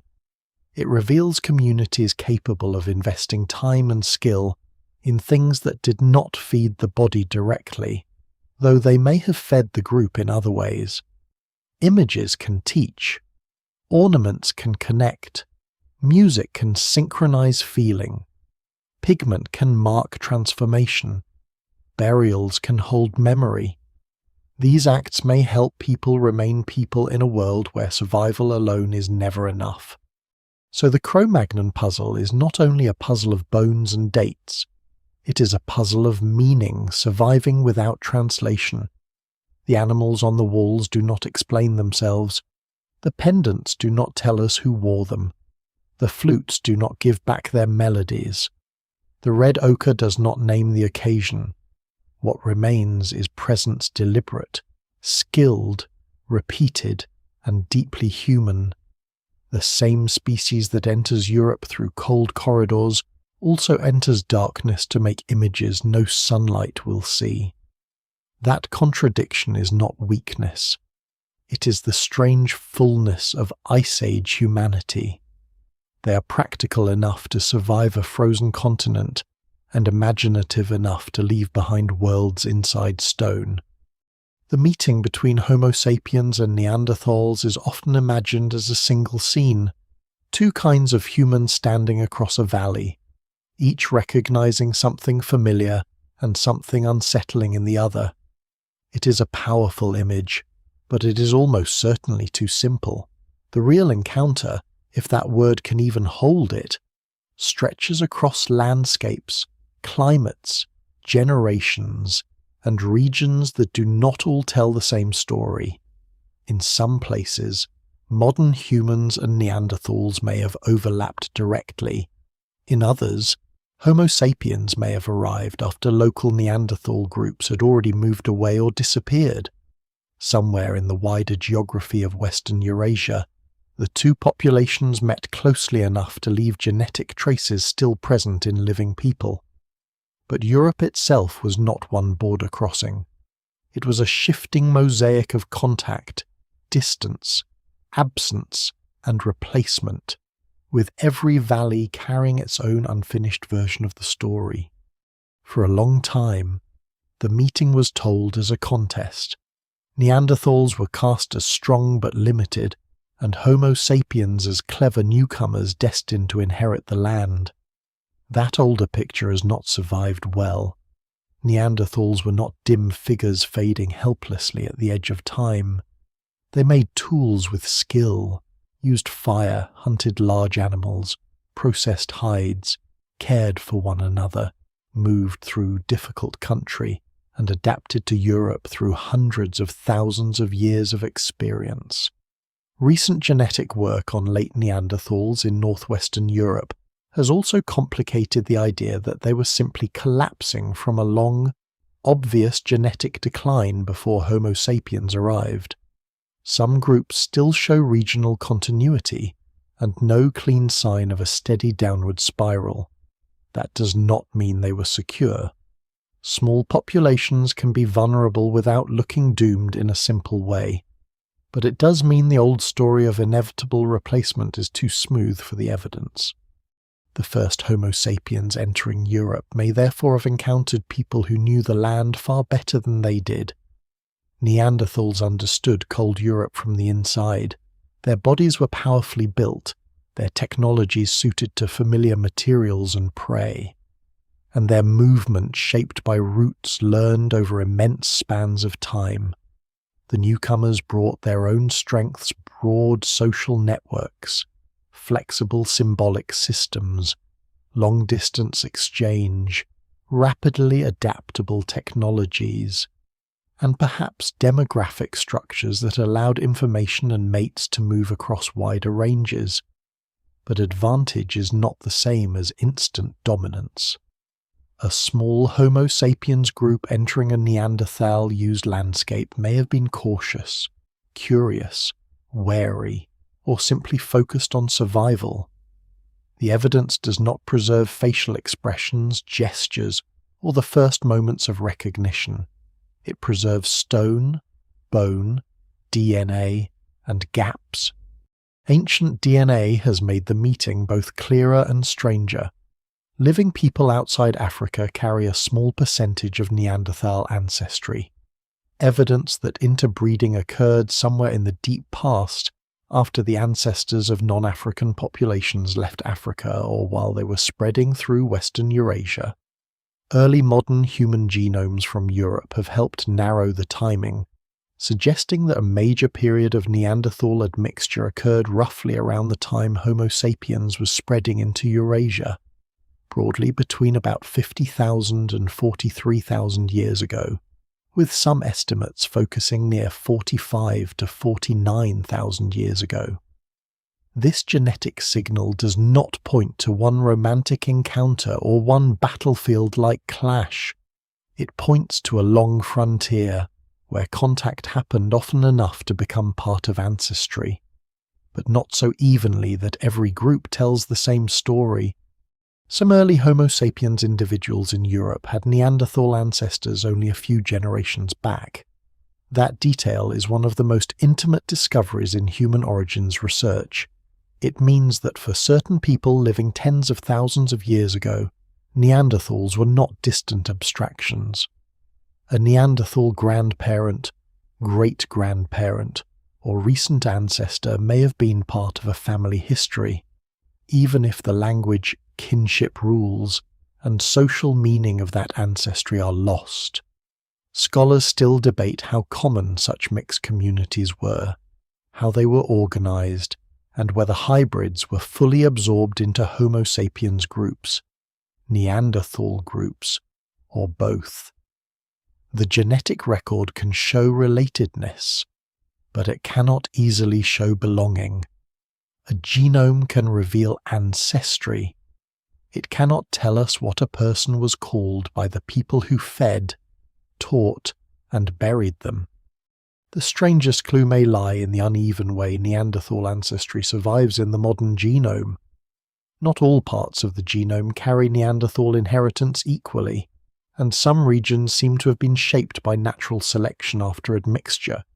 Some Neanderthal variants may have been harmful in the genetic background of Homo sapiens and were reduced over time. Others may have been useful, especially in immunity, skin biology, metabolism, and adaptation to environments beyond Africa. More recent work has suggested that patterns on the X chromosome may preserve signs of sex-biased interbreeding, possibly involving more successful gene flow in certain pairing directions than others. This idea is still an area of active research, and no single explanation fully accounts for every pattern, but it adds a deeply human unease to the story. The encounter was biological, social, and personal long before it became a scientific question. Yet DNA should not make the meeting seem universal. In the Italian peninsula, chronometric and stratigraphic evidence from some sites suggests discontinuity between late Neanderthals and early Homo sapiens. In parts of southern Italy, Neanderthals may have disappeared before modern humans appear clearly in the record, meaning the two populations may not have met directly there, or at least not in ways visible to archaeologists. This matters because it prevents Europe from becoming a single dramatic stage. In one region, there may have been overlap, in another, a gap, in one valley, contact, in another, silence. The replacement of Neanderthals by Homo sapiens was not one event moving evenly westward like a tide. It was a patchwork process shaped by climate, population size, mobility, local extinction, and chance. There is also the question of culture. Did Homo sapiens learn anything from Neanderthals? Did Neanderthals adopt or imitate technologies associated with incoming modern humans? Did tool traditions spread between populations, or do similarities only reflect parallel solutions to similar problems? These questions are difficult because stone tools do not carry signatures of species by themselves.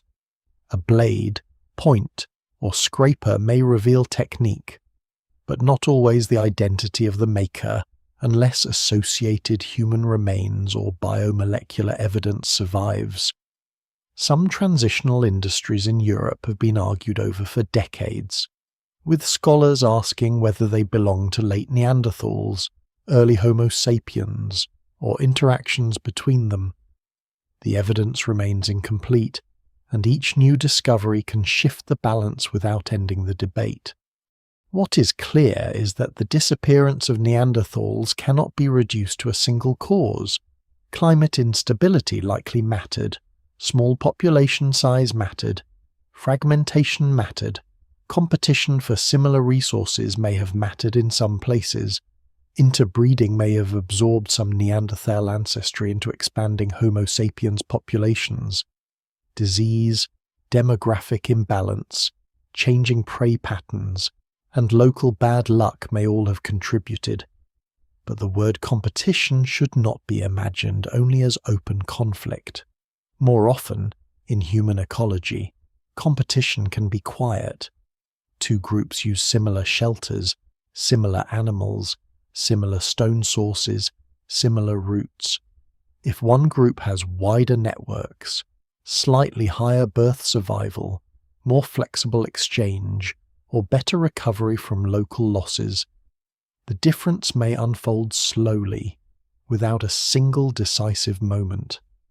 The meeting with Neanderthals therefore becomes one of the central shadows behind the Cro-Magnon puzzle. Cro-Magnon as a name belongs to Homo sapiens in Western Europe after earlier waves had already moved through the continent, but those people, and other early modern humans before them, entered a world where another humanity had not yet vanished everywhere. Their own ancestry, like the ancestry of living non-African people, carried the mark of Neanderthal contact. Their tools and ornaments belonged to Homo sapiens traditions, yet their bodies contained fragments of an older European humanity.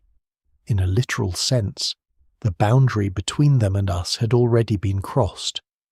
So the encounter should not be pictured as the moment one human replaces another under a cold sky. It is more haunting than that. It is a long, uneven frontier where two human histories touch, mix, miss each other, and separate. Neanderthals disappear as a distinct population, but not completely from the human story. Homo sapiens remain, but not untouched. The people later called Cro-Magnon walk into Western Europe carrying their own deep origins, their own fragile migrations, and within the wider ancestry of their species, the genetic whisper of the people who had known Europe before them.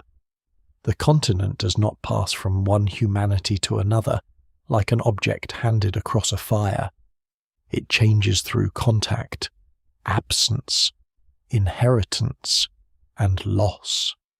The bones gave Cro-Magnon a face, but DNA gave the story its hidden movement. For more than a century, archaeologists had to work mostly with shape, context, stone tools, ornaments, and dates. A skull could be measured, a blade could be classified, a burial could be compared with another burial, a cave layer could be placed above or below another layer, then eventually dated more precisely. But the deepest relationships remain difficult to see. Did one population replace another? Did people move in from the east, the south, or several directions at once? Were the earliest Homo sapiens in Europe the ancestors of later Europeans? Or were they lost branches? Did Neanderthal ancestry enter once? Or through repeated contact the bones could suggest? DNA could whisper from inside them. Ancient DNA changed the Cro-Magnon puzzle because it made ancestry visible in a way skeletons alone could not. A skull can look modern and still belong to a lineage that leaves no clear descendants. A tool tradition can spread without a large migration. A body buried in Western Europe can carry genetic ties reaching across distant parts of Eurasia. Before ancient genomes, the story of early modern humans in Europe was often built like a sequence of archaeological cultures. One tool tradition appeared, another followed, art flourished, Neanderthals disappeared, and Cro-Magnon-like people seemed to become the deep ancestors of later Europe. DNA did not destroy archaeology, but it unsettled its neatness. It showed that cultural layers and biological ancestry do not always move together. The first shock was the Neanderthal signal in living people outside Africa. It meant that the old boundary between modern humans and Neanderthals had never been absolute. Later, genomes from ancient individuals made the timing and texture more precise. Some early Homo sapiens carried long segments of Neanderthal DNA, suggesting Neanderthal ancestors only a few generations back. Over time, those segments became shorter in descendant populations, because recombination breaks inherited DNA into smaller pieces across generations. This allowed scientists to estimate when mixing occurred. The result was not a single mythic meeting, but a broad period of contact around the time modern humans were expanding through Western Eurasia. The bloodline clue suggested a frontier lasting thousands of years, not one brief encounter. Then came the stranger discovery that some early modern humans in Europe were not straightforward ancestors of later Europeans. The genome from Zlatikun and the related evidence from Ranis pointed toward an early Homo sapiens population that lived deep in Ice Age Europe but appears not to have contributed substantially to later people in a simple, lasting way. This does not mean they vanished immediately. It means their lineage, as far as present evidence can tell, did not become a main genetic root of later populations. That idea adds a quiet sadness to the story. These people were among the first modern humans known in Europe. They endured cold, moved through dangerous landscapes, and carried memories that must have mattered intensely to them. Yet in the long genetic history of the continent, they seem more like a flare than a lasting flame. Baccio complicates the picture in another direction. Some early Homo sapiens there show genetic connections that reach toward later populations in East Asia, and the Americas more than toward later Western Europeans. This does not mean they themselves travelled to those distant places. It means the population history around them was broad, branching, and not confined to the later geography of Europe. Ice Age Eurasia was not divided into the familiar continents of modern maps. It was a shifting field of populations moving, separating, mixing, and sometimes leaving descendants far from where their bones are found. A person in a Bulgarian cave could belong genetically to a story that later echoes far to the east. The continent was a passage, not a sealed container. This is one of the lesser-known but essential lessons of ancient DNA. Europe's earliest Homo sapiens were not simply Europeans in any later sense. That category belongs to much later histories. These people lived in Europe, but their ancestry was part of a wider Eurasian web. Some early lines faded, others connected to populations beyond Europe. Later Ice Age groups brought new ancestries, mixed with survivors, retreated during glacial extremes, expanded again, and were eventually transformed by post-Ice Age migrations, farmers, pastoralists, and many later movements. The people called Cro-Magnon stand near the beginning of visible modern human life in Western Europe, but they are not the whole foundation of modern Europe as a direct, unbroken chain. The evidence remains incomplete, but the chain is already known to be braided. DNA also changes how the famous Cro-Magnon remains are understood. Without genetics, robust skeletons could be made to carry too much meaning. Their height, skull shape, and strength tempted older thinkers to imagine a distinct physical type. With genetics, the question shifts away from appearance alone. The people of the early Upper Paleolithic can look broadly similar in certain skeletal traits because they share species identity, lifestyles, and environmental pressures. But their ancestry may differ in ways the eye cannot detect. Two skulls can both be Homo sapiens, both robust, both Ice Age, and still belong to populations separated by deep genetic history. Bone shape is real evidence, but it is not a complete map of ancestry. The technology behind these discoveries is almost as remarkable as the findings. Ancient DNA survives best in cold, stable conditions, especially in dense parts of bone such as the petrous portion of the temporal bone, or in teeth. Sometimes it survives in tiny fragments, damaged, chemically altered, mixed with microbial DNA, and vulnerable to contamination from modern handlers. Recovering it requires extreme care. A specimen that looks unimpressive to the eye can contain a genetic archive. A beautiful skeleton can contain little usable DNA. This uneven preservation means the genetic record, like the archaeological record, has its own bias. It favors certain climates, bones, caves, and histories of excavation. No single genome can stand for an entire population without caution. Even so, the pattern is transformative.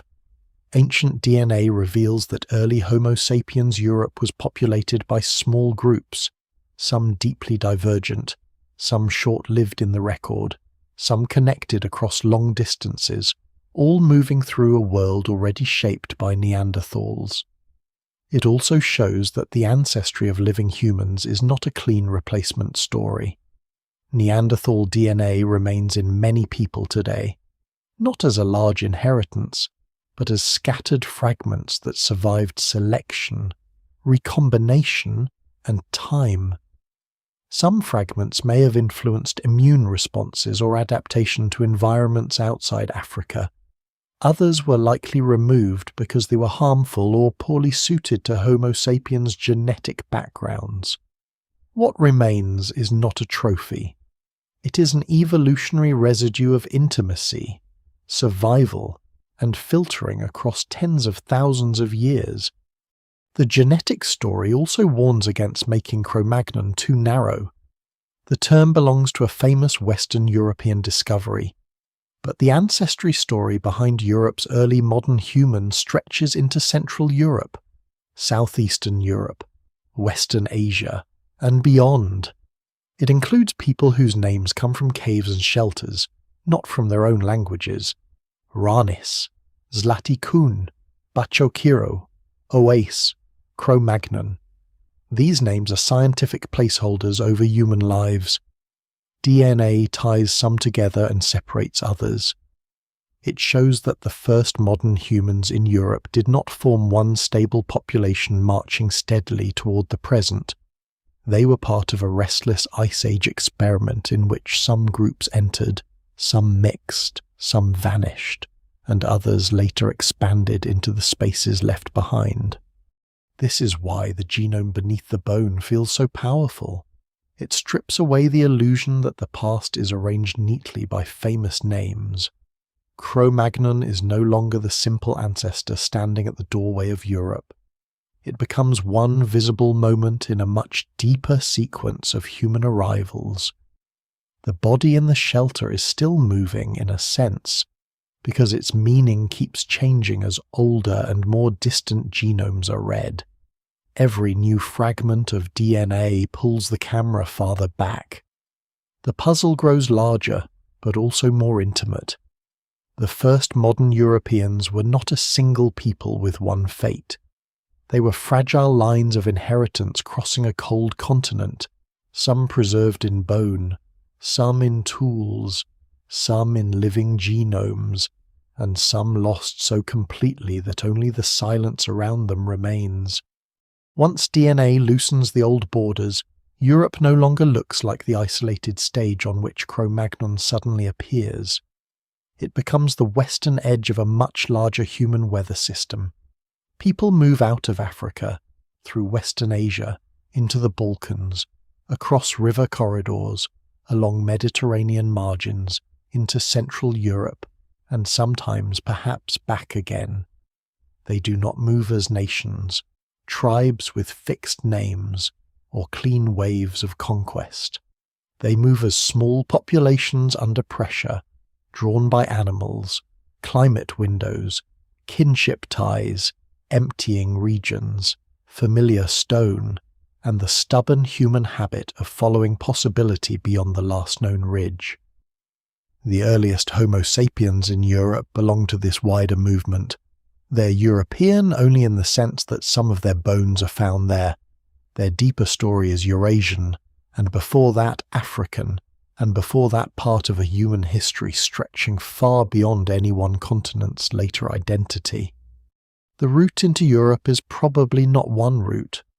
The southeast offers an obvious gateway, where Western Asia opens toward the Balkans and the Danube basin. This corridor matters because it provides a chain of landscapes rather than a single border mountains, river valleys, plains, shelters, and ecological zones that can be entered gradually. A group moving through such a world does not necessarily decide to go to Europe. That is a modern map speaking. They follow water, herds, seasons, relatives, stone sources, and perhaps stories of places beyond the next familiar range. From the Balkans, movement can bend north and west into Central Europe, or along Mediterranean edges where climates may be less brutal than the open interior. But every corridor is conditional. A route that works in one century may fail in another. Cold pulses, dry phases, volcanic events, shifting prey, and the presence or absence of other humans can open and close the land like a breathing gate. Ranis reveals how far into cold country some early Homo sapiens were willing or able to go. These were not people clinging only to mild southern refuges. Around 45,000 years ago, small modern human groups reached Central and Northwestern Europe under severe conditions, using places like Ilsenhöhle not as permanent homes but as temporary nodes in a mobile life. Their presence at higher latitudes matters because it shows that adaptation was not merely biological.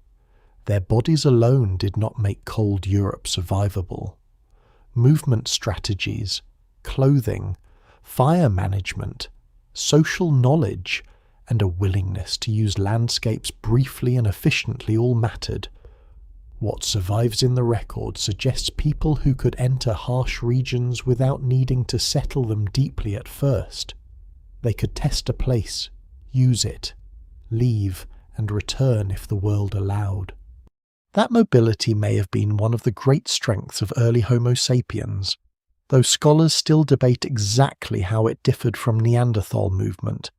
Neanderthals were also mobile, skilled, and deeply knowledgeable, but Homo sapiens populations may have maintained wider social networks in some periods, allowing information, mates, ornaments, and materials to travel across larger distances. Such networks can become survival technology. In a world where small groups are always at risk of isolation, connection is not decoration, it is insurance. A distant ally may mean exchange in a lean season.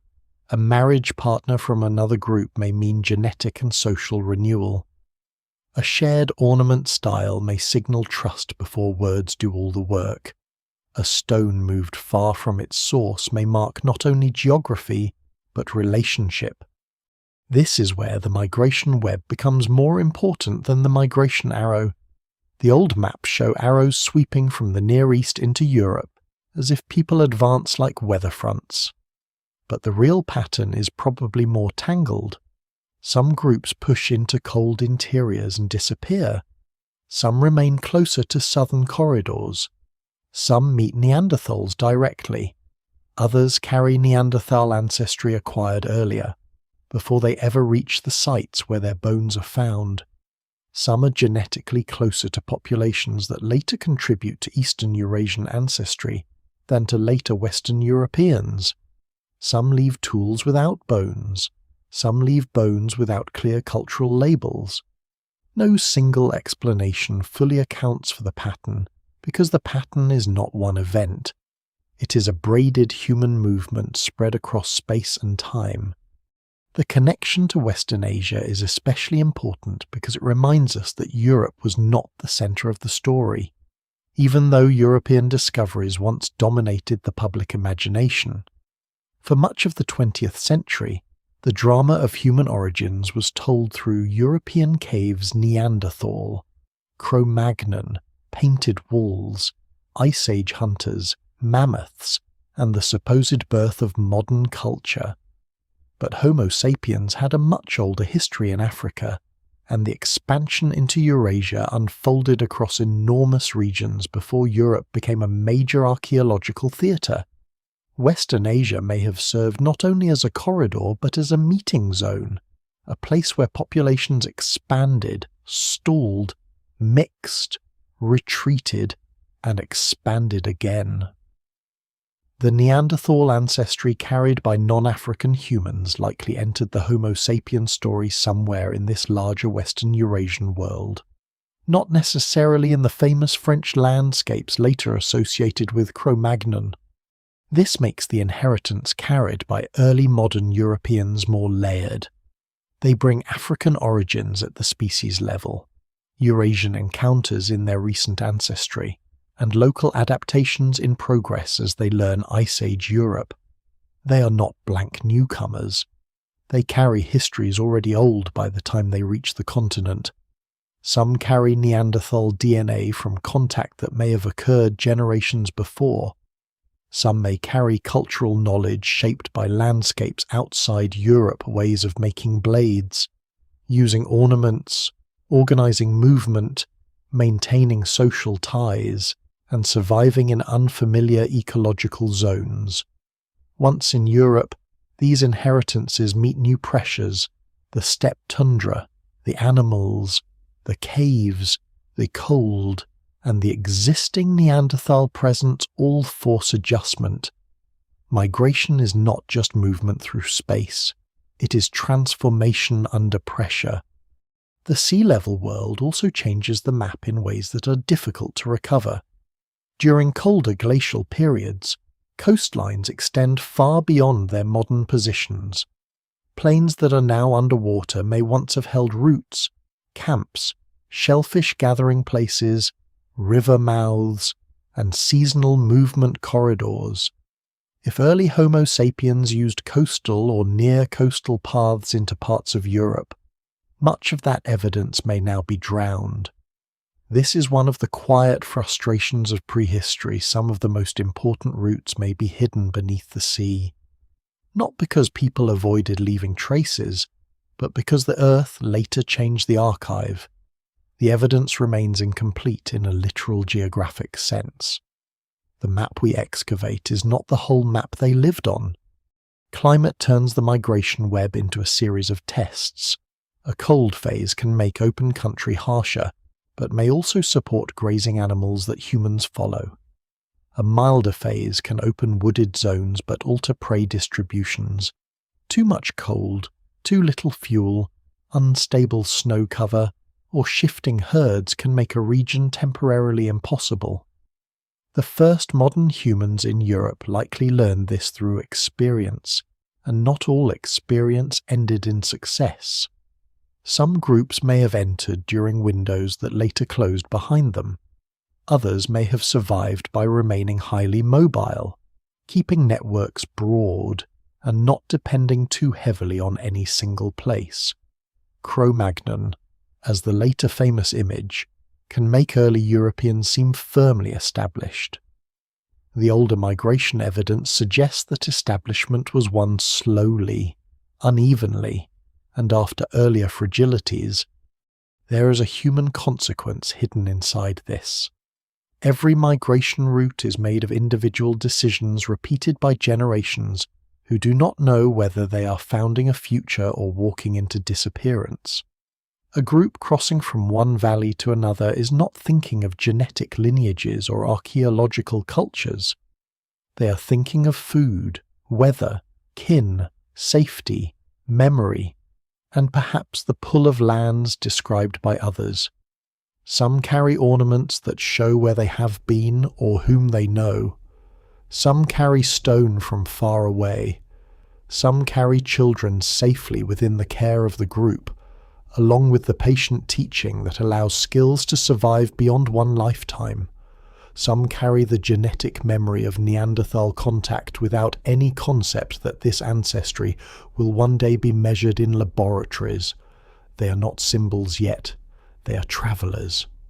By the time the classic Cro-Magnon remains appear in Western Europe, the continent has already been crossed by older modern human experiments.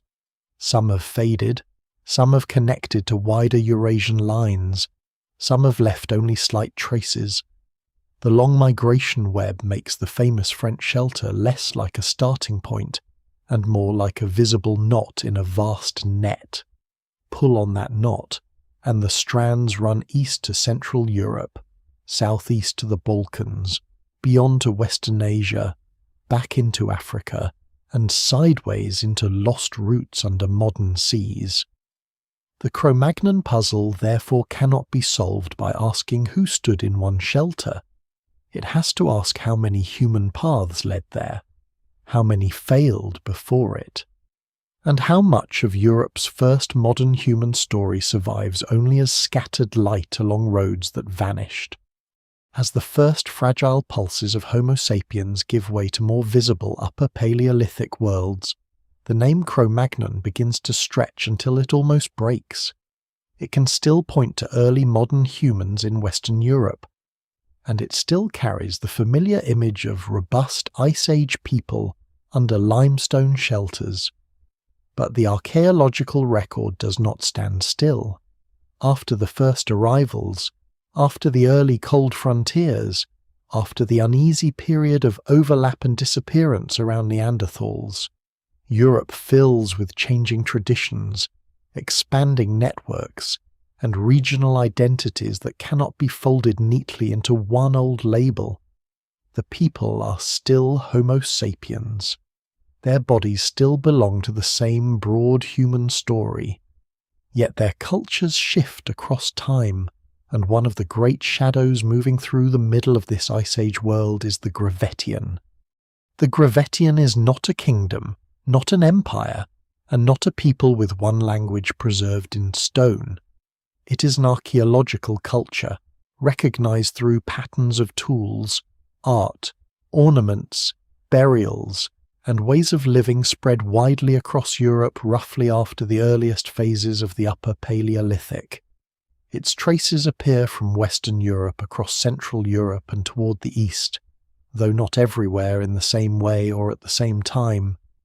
To call it a culture is useful, but it must be done carefully. Archaeological cultures are built from surviving material patterns, not from self-given names. The people who made Gravettian points, carved figurines, buried their dead with ornaments, and lived on the Mammoth Steppe did not call themselves Gravettian. The word is a modern handle placed on a vast and varied human landscape. Still, the Gravettian world feels distinct. The climate remains cold, often brutally so, and much of Europe opens into steppe-like environments where large herbivores move across immense distances. Mammoths loom especially large in the imagination, and in some regions they truly loom large in the archaeology. Their bones become food remains, raw material, structure, fuel in some contexts, and symbols. Mammoth ivory becomes a medium for carving. Mammoth bone can help form dwellings on the open plains, especially farther east, where caves are less available and people must make shelter from what the landscape provides. This is a striking detail in parts of Ice Age Europe. People do not simply hide inside stone shelters. They build with the remains of the animals that share and shape their world. The boundary between prey, material, architecture, and meaning becomes thin. The Mammoth Steppe is not an empty plain with occasional hunters. It is an ecological machine of grass, herbs, cold winds, migratory animals, predators, frozen ground, and brief explosions of seasonal life. To live there requires mobility, memory, and cooperation at a high level. People follow herds, but they also follow stone, water, fuel, and social contact. They carry objects across distance. They know where the land narrows, where animals can be approached, where raw material can be found, where shelter can be built or reused, and where other groups may appear. The evidence remains incomplete, but what survives suggests that Gravettian communities were not isolated pockets of survival. They were part of broad networks, sometimes stretching over astonishing distances, linked by shared styles, exchanged materials, and perhaps stories carried from camp to camp. Gravettian tools include distinctive backed points and blades that speak to hunting technologies and careful craft. But once again, stone is only the durable part of a larger system. The points imply shafts. Shafts imply wood selection, straightening, binding, adhesives, repair, and knowledge passed through practice. Bone and antler tools imply hide work, piercing, shaping, and perhaps the making of tailored clothing and containers. The colder the world becomes, the more important these perishable technologies become, and the less likely they are to survive. A hunter's point may remain in the ground for 30,000 years, while the clothing that made the hunt possible vanishes almost completely. Archaeology gives us the edge and asks us to infer the garment. It is in the Gravettian and related Upper Paleolithic worlds that some of the most famous portable human figure appear, often called Venus figurines, though that name also belongs more to modern interpretation than ancient reality. These small carved or shaped bodies have been found across wide areas of Europe, made from ivory, stone, clay, or other materials depending on place and period. Some emphasize breasts, hips, bellies, or other bodily forms. Some lack facial detail. Some are highly stylized. Their meaning is still debated. Older interpretations often reached quickly for fertility, goddess worship, or prehistoric beauty ideals, but no single explanation fully accounts for their variety, distribution, and contexts. They may have related to identity, bodies, memory, social roles, teaching, ritual, group symbols, or meanings now inaccessible. What survives is not a caption, but a form shaped by human intention. The figurines matter because they remind us that Ice Age identity was not only expressed through survival equipment. People made images of bodies, animals, and perhaps beings that crossed ordinary categories. They carried objects that condensed meaning into the palm of a hand. They placed ornaments on bodies, and sometimes in graves. They invested labour in things that were not immediately edible or protective. This is not a sign that practical life had somehow become easy. It is a sign that meaning travels with hardship. In harsh worlds, symbolic life may become more important, not less, because identity, belonging, memory, and shared imagination help bind small groups across distance and danger. Burials from Upper Paleolithic Europe deepen this sense of identity and loss. Some graves contain ornaments, red ochre, tools, ivory, shells, animal remains, or carefully arranged bodies. The details vary, and interpretation must remain cautious. A burial is never a simple message from the past. It is a surviving act after many other acts have disappeared. Still, deliberate burial with grave goods suggests attention to the dead that goes beyond disposal. It suggests memory, relationship, and perhaps beliefs about personhood that cannot be translated directly. In some cases, the richness of burial treatment has led scholars to discuss social difference, status, ritual roles, or special identities, though the evidence remains incomplete. A grave can show that someone mattered, but it cannot fully explain how they mattered. The old Cro-Magnon label becomes especially inadequate here. If every early modern human in Ice Age Europe is casually called Cro-Magnon, then the astonishing diversity of Upper Paleolithic life is flattened. The people of the Gravettian are not simply generic Cro-Magnons living a little later. They belong to specific cultural worlds with their own tools, art, burial practices, movement patterns, and ecological strategies. They may share ancestry with earlier and later groups in complex ways, but culture and ancestry do not map perfectly onto one another. A tool tradition can spread through learning. A genetic lineage can persist while material culture changes. A population can adopt new practices without becoming a new species or a completely new people. Scholars still debate where to draw lines, because the past itself did not live inside our categories. This widening view also changes the mystery of Europe's earliest humans. The question is no longer only how Homo sapiens entered Europe. It becomes how they learned to become many kinds of Europeans under Ice Age conditions. The first pioneers at places like Ranis show that modern humans could reach cold interiors early. The later Cro-Magnon remains show a visible Western European Homo sapiens presence with bodies, ornaments, and burial.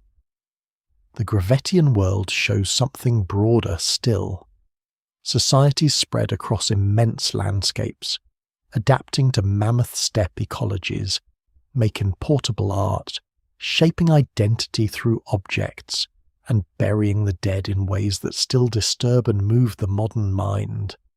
The story has grown from arrival into belonging, and from belonging into difference. Yet even this world is not permanent. The Gravettian shadow lies across Europe before the cold tightens further.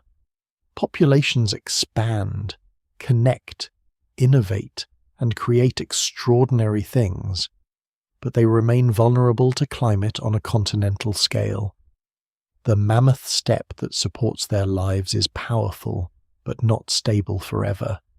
Ice grows, Habitable zones shift, routes close, refuges become more important. The same mobility and social networks that allow people to spread may be tested as conditions worsen. The great human web across Europe will be pulled hard by the coming glacial maximum. So the Gravettian stands like a vast middle movement in the Cro-Magnon puzzle, not the first arrival, not the final inheritance, but a world in which Homo sapiens becomes unmistakably rooted in Ice Age Europe. Its people carve bodies from ivory, shape points for dangerous hunts, build shelters from mammoth bone, wear ornaments, bury the dead, move through steppe winds, and leave behind enough beauty to tempt certainty where none is safe. They show that the old name Cro-Magnon is too small, but they also explain why it survived. Behind the name lies a human presence so vivid that even its fragments feel like memory. The Ice Age does not stand still around these people. It tightens across tens of thousands of years. Europe has already known cold, but there are moments when cold becomes more than background. It becomes a continental force that rearranges where humans can live, where animals move, where plants survive, and where memory can continue without breaking. The period known as the last glacial maximum comes later than the earliest Cro-Magnon-associated remains, and later than the first Homo sapiens pulses into Europe. But it becomes one of the great pressures shaping the human map that follows. Ice sheets grow over the north, mountain glaciers thicken, winds sharpen across open plains, sea levels drop farther, exposing lands that will one day drown again. Habitable Europe does not disappear completely, but it contracts, fragments, and hardens.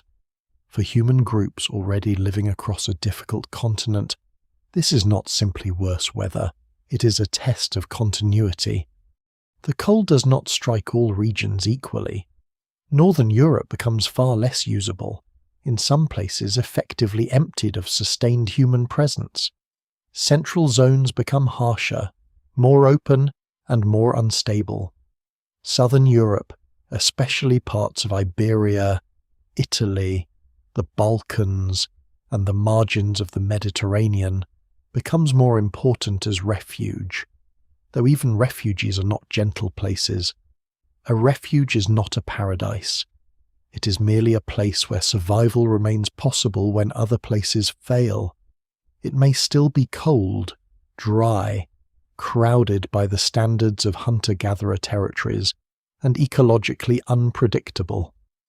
Groups drawn towards such areas may find animals, stone, water, and fuel, but also competition for the same limited routes and shelters. The word refuge sounds peaceful only from a distance. For Homo sapiens in Ice Age Europe, the glacial maximum turns mobility into both necessity and problem. In earlier periods, wide movement could help people follow animals, maintain networks, and avoid local scarcity. But as climates deteriorate, movement corridors can become blocked or less reliable. A route across open country may expose travellers to extreme wind and poor fuel. A familiar animal migration may shift. Rivers can change behaviour. Snow cover can hide or reveal tracks. Plants used for food, medicine, bedding, or fuel may shrink into scattered patches. Groups that once moved across broad territories may find themselves compressed into smaller viable zones, or pushed along southern arcs. What survives in the record suggests that human geography became more patchy, with population densities rising in some refugial areas and falling or vanishing in others. This pressure matters for the Cro-Magnon puzzle, because it helps explain why Europe's early Homo sapiens story is not a simple line of continuous ancestry from first arrival to present. Populations do not merely enter Europe and spread evenly. They enter, adapt, fragment, retreat, merge, and sometimes disappear. The glacial maximum acts like a great narrowing of possibilities. Some lineages may fail because their regions become unsustainable. Others survive because they happen to occupy better refuges or maintain stronger social connections. Still others may be absorbed into expanding groups when conditions improve. Ancient DNA has made clear that Europe's population history includes turnovers and replacements, not just local continuity. Climate alone is not the whole explanation, but it is one of the strongest hands pressing on the board. The animals respond too, and humans follow or suffer. Mammoth, horse, reindeer, bison, and other cold-adapted species remain central in many regions, but their distributions shift with vegetation, snow, temperature, and water. A human group may know a herd's movement for generations, only to find that the pattern has changed. The loss of a predictable migration route can be as serious as the loss of a toolkit. Hunting large animals is already dangerous and labor-intensive. Hunting them in a landscape where people are squeezed into fewer viable areas may require more coordination and sharper knowledge. At the same time, the glacial world can create open-steppe environments, rich in grazing animals in certain zones. So the story is not simply one of starvation, it is a story of uneven opportunity. Some places become nearly impossible, others become harsh but productive, still others become lifeboats. Social networks may have been crucial in this narrowing world. A small isolated group is vulnerable to a run of bad seasons, accidents, illness, low birth numbers, or the loss of key knowledge. Connections between groups allow mates, information, materials, and perhaps ritual ties to move across the landscape. In a glacial bottleneck, such networks may stretch, strain, or break. Ornaments, shared styles, long-distance stone movement, and repeated patterns in art, and tools may hint at connections wider than single bands.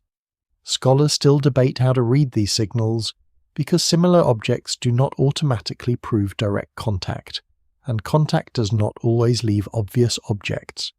But the broader principle is hard to avoid in a world of small populations. Connection can be survival. The archaeological record from this period is shaped by both human behavior and preservation.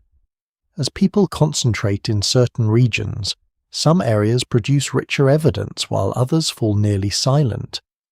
That silence can mean abandonment, poor preservation, lack of excavation, or sites now hidden beneath later sediments and seas. Open-air camps may vanish more easily than caves and rock shelters. Coastal refuges may now lie underwater because the low sea level world of the glacial maximum was later flooded. The evidence remains incomplete, and the incompleteness matters. A gap on a map is not always a gap in human life, but sometimes it is. The challenge is knowing which silence is real. The glacial maximum also changes the meaning of culture. Technologies and traditions do not float above climate. They respond to it. In a colder, more fragmented Europe, clothing must become more effective, shelters more carefully built or selected, fuel use more strategic, and hunting equipment suited to specific prey and terrain. People may become more specialized in some regions and more flexible in others. Portable art, ornaments, and ritual objects may help maintain identity when groups are scattered or compressed. The famous richness of Upper Paleolithic symbolic life should not be separated from environmental severity. When landscapes become unstable, symbols may help people hold continuity. A carved figure, a pendant style, or a repeated sign can become a way of saying we are still this people. even as the land changes around us. The bottleneck is not only ecological, it is emotional, though archaeology can hardly touch that layer. Imagine a group in a southern refuge, carrying stories of places farther north where their grandparents once moved but where ice, cold, or empty animal routes now make return impossible. Imagine knowledge becoming obsolete within a few generations because the land it described no longer behaves the same way. Imagine shelters becoming more valuable, routes more carefully guarded, meetings with other groups more important and more tense. There is no need to exaggerate this into constant crisis. Humans are adaptable, and these were highly skilled people. But adaptation does not mean ease. It means survival under pressure. When the cold eventually begins to loosen, Europe is not simply repopulated by the same human map that existed before. Populations expand from refuges, mix, replace, and reshape older distributions. Some regions are entered again after long absences. New cultural patterns appear. Older ones fade. Genetic lineages that survived in one refuge may spread widely. Others may remain local or disappear. The glacial maximum therefore acts like a hinge between worlds. Before it, early Homo sapiens Europe includes first arrivals, Cro-Magnon associated Western populations, Gravettian networks, and wide Ice Age cultural fluorescence. Through it, the continent narrows. After it, the human map opens again, but differently. This is why the Cro-Magnon puzzle cannot end with their arrival, or even with their flourishing.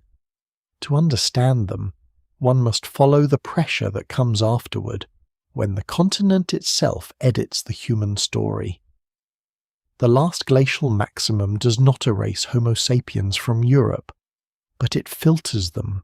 It pushes people into refuges, breaks some lines of continuity, preserves others, and prepares the ground for later expansions.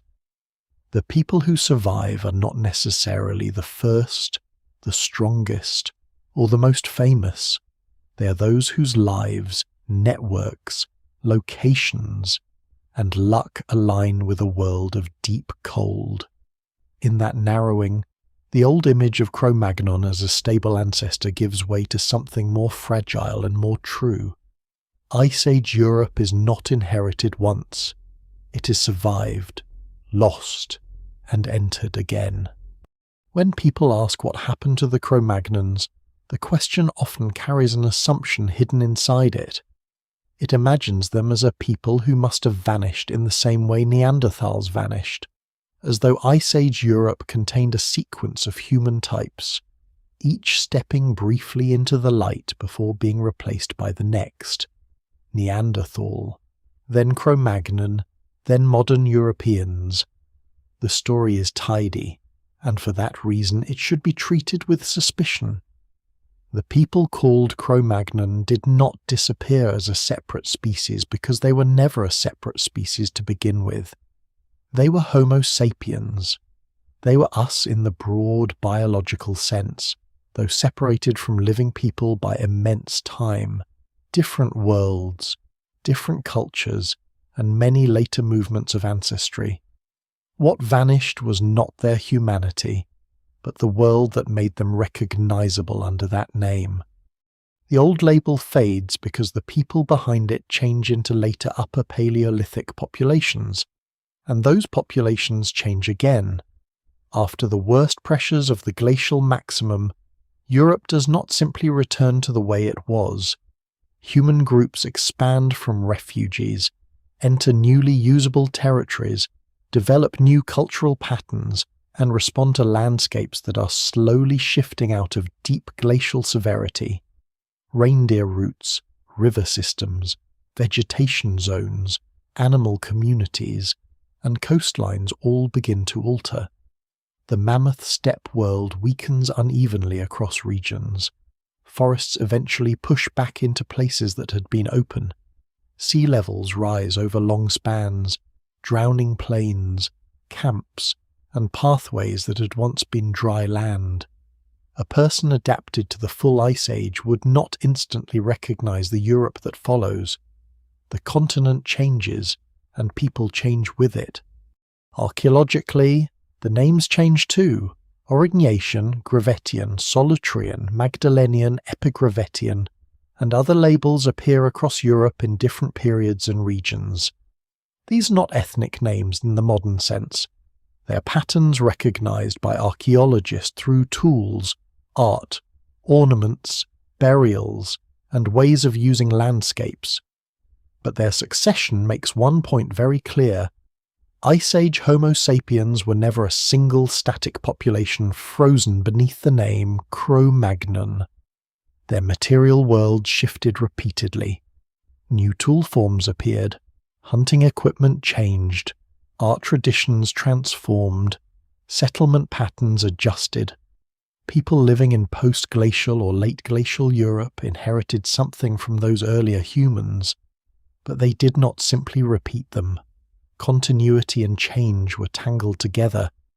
The Magdalenian world, for example, becomes one of the great later fluorescences of Ice Age Europe after the last glacial maximum. In parts of Western and Central Europe, people produce extraordinary portable art, engraved bones, decorated tools, harpoons, spear throwers, and renewed cave imagery. Reindeer become especially important in some regions. Mobility remains central, but the landscape is opening in new ways. If someone casually calls these people Cro-Magnon, the word may communicate Ice Age modern humans, but it hides the specificity of their lives. They are not simply the same people from the Cro-Magnon shelter stretched forward in time. They are later Homo sapiens populations, shaped by different climates, histories, and cultural traditions. The old name becomes more of a mood than a precise tool. Genetics deepens the same point. The ancestry of Ice Age Europe does not run as a single unbroken line from the first Homo sapiens arrivals through Cro-Magnon and onward to living Europeans. Ancient DNA has revealed population shifts, replacements, refugial survivals, expansions, and mixtures. Some early modern human lineages seem to fade without leaving major ancestry in later populations. Some later Ice Age groups are related to one another in complex ways across distance. After the Ice Age, additional transformations occur with Mesolithic hunter-gatherers, then with the spread of farming populations from Anatolia, and later with steppe pastoralist expansions. Living Europeans carry ancestry shaped by all of these and more. The Cro-Magnon associated world is part of the deep foundation, but not the whole foundation, and not a pure ancestral line preserved unchanged. This can feel like a loss at first. The old image is emotionally simple Cro-Magnon as the first true European ancestor, standing proudly at the beginning of a long family tree.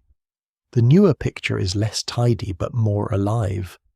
It shows Europe as a place repeatedly entered, emptied, recolonized, and remade. It shows that ancestry can survive in fragments while cultures vanish completely. It shows that a population may be physically present in the distant past and yet not contribute much to the future gene pool.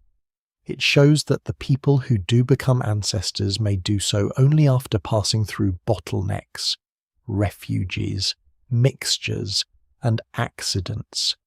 In deep time, inheritance is not a monument. It is a weather pattern. The phrase vanished into descendants is therefore both true and incomplete. Some of the biological ancestry of Upper Paleolithic Europeans did pass forward, though unevenly, and through many later transformations. Some lineages disappeared, some were absorbed, some cultural traditions ended without biological extinction. Others changed so gradually that drawing a line between survival and replacement becomes difficult. A pendant style can vanish while the people continue. A tool tradition can change while families remain in a region. A genetic lineage can be replaced while a landscape memory persists through contact. No single explanation fully accounts for all the ways human worlds end. Sometimes people disappear. Sometimes names disappear. Sometimes only the archaeological category disappears, while life continues under forms we cannot name. This is where Cro-Magnon differs profoundly from Neanderthal. Neanderthals disappeared as a distinct human population, though parts of their ancestry remain inside many living people. Cro-Magnon did not disappear in that same biological way. The people behind the label were Homo sapiens within the wider expanding human species. They did not become extinct as a separate humankind. Instead, their cultures transformed, their population shifted, and their descendants, where they existed, became part of later human mixtures. The distinction matters because it prevents a false symmetry. Neanderthals are gone as a population. Cro-Magnon is gone as a world. That vanished world is still recoverable only in pieces, a burial with shells, a skull with healed injury, a blade struck from flint, a cave animal painted in darkness, a bead carried far from its source, a hearth stain beneath limestone, a genome that connects one person to a lineage that later fades. Each trace is real, but none can hold the whole. The world included voices, kinship rules, gestures, humour, fear, teaching, mourning, and ordinary routines that left no durable mark. It included adults making decisions about when to move, how to divide labour, whom to trust, and how to remember places. It included relationships with landscapes that were later transformed beyond recognition. The evidence remains incomplete because almost everything that made the world feel alive was made of breath, skin, fibre, wood, and memory. As climates warmed and the Ice Age loosened, some of the animals that had shaped Upper Paleolithic life retreated, declined, or eventually vanished. Mammoths disappeared from most of Europe. Woolly rhinoceroses were gone. Reindeer shifted their ranges. Forest animals moved into expanding woodland. The open steppe horizons narrowed. Human technologies followed the changing world. People hunted differently, moved differently, made different tools, used different territories, and eventually, much later, encountered the slow revolution of farming. The Cro-Magnon image, fixed in the mind as a robust hunter under cold skies, belongs to a world that could not last because the climate that supported it did not last. The disappearance was not a sudden curtain falling, it was a long thaw. So what happened to the Cro-Magnons? The most careful answer is that the name remained behind while the people moved forward and changed. Some became ancestors in complex and partial ways. Some lines ended. Some cultural worlds dissolved into later ones. The famous bodies from Les Eyzies stayed in the shelter of science and memory, while the living stream of Homo sapiens continued through glacial refuges, late Ice Age expansions, forests, coastlines, new technologies, new migrations, and eventually histories with names of their own. Cro-Magnon did not vanish like a lost species. Cro-Magnon vanished the way a dawn vanishes into day, not by being erased, but by becoming part of something too changed to carry the old name. The puzzle Cro-Magnon leaves behind is powerful because it is not one puzzle, but several puzzles wearing one old name. On the surface, it seems simple. Ancient modern humans appear in Ice Age Europe. Neanderthals disappear, cave art flourishes, and a familiar human face emerges from deep time. But the closer the evidence is examined, the less simple the story becomes. Cro-Magnon is a place name turned into a symbol. The people behind it are Homo sapiens, not a separate species. They are not the first modern humans in Europe in the strictest sense, and they are not the single root from which all later Europeans descend. They stand instead at a visible point in a much longer sequence of arrivals, disappearances, meetings, adaptations, and transformations. Their fame is real, but it is also a kind of historical shadow, cast by one discovery across an entire continent of older and wider human stories. What is known is already remarkable. Homo sapiens reached Europe before the classic Cro-Magnon image takes shape, with evidence around 45,000 years ago in places such as Rennes, and possibly earlier pulses in some debated contexts. These early groups entered a continent where Neanderthals still lived in at least some regions. They moved through harsh climates, including cold open steppe and tundra-like environments. They were mobile, skilled, and socially organized enough to survive landscapes that would punish poor planning quickly. They made tools, used fire, processed hides, hunted or scavenged large animals, carried ornaments, and eventually filled parts of Europe with symbolic expression of astonishing richness. They were not primitive rehearsals for humanity. They were humanity under Ice Age conditions. It is also known that Neanderthals were not merely erased from the story in a clean, simple way. They were not weak shadows waiting for Homo sapiens to arrive. Their long presence in Europe had been successful by any deep time measure. They knew the continent, adapted to its climates, and persisted through many environmental changes. Yet by around 40,000 years ago, they disappear as a distinct population. The reasons remain debated: climate instability, small population size, fragmentation, competition, interbreeding, demographic differences, and chance all likely played some role. No single explanation fully accounts for their disappearance everywhere, because Europe was not one uniform stage. In some places, modern humans and Neanderthals may have overlapped. In others, the archaeological evidence suggests gaps. The frontier was not one meeting, but many different histories. DNA has sharpened the outline and deepened the mystery.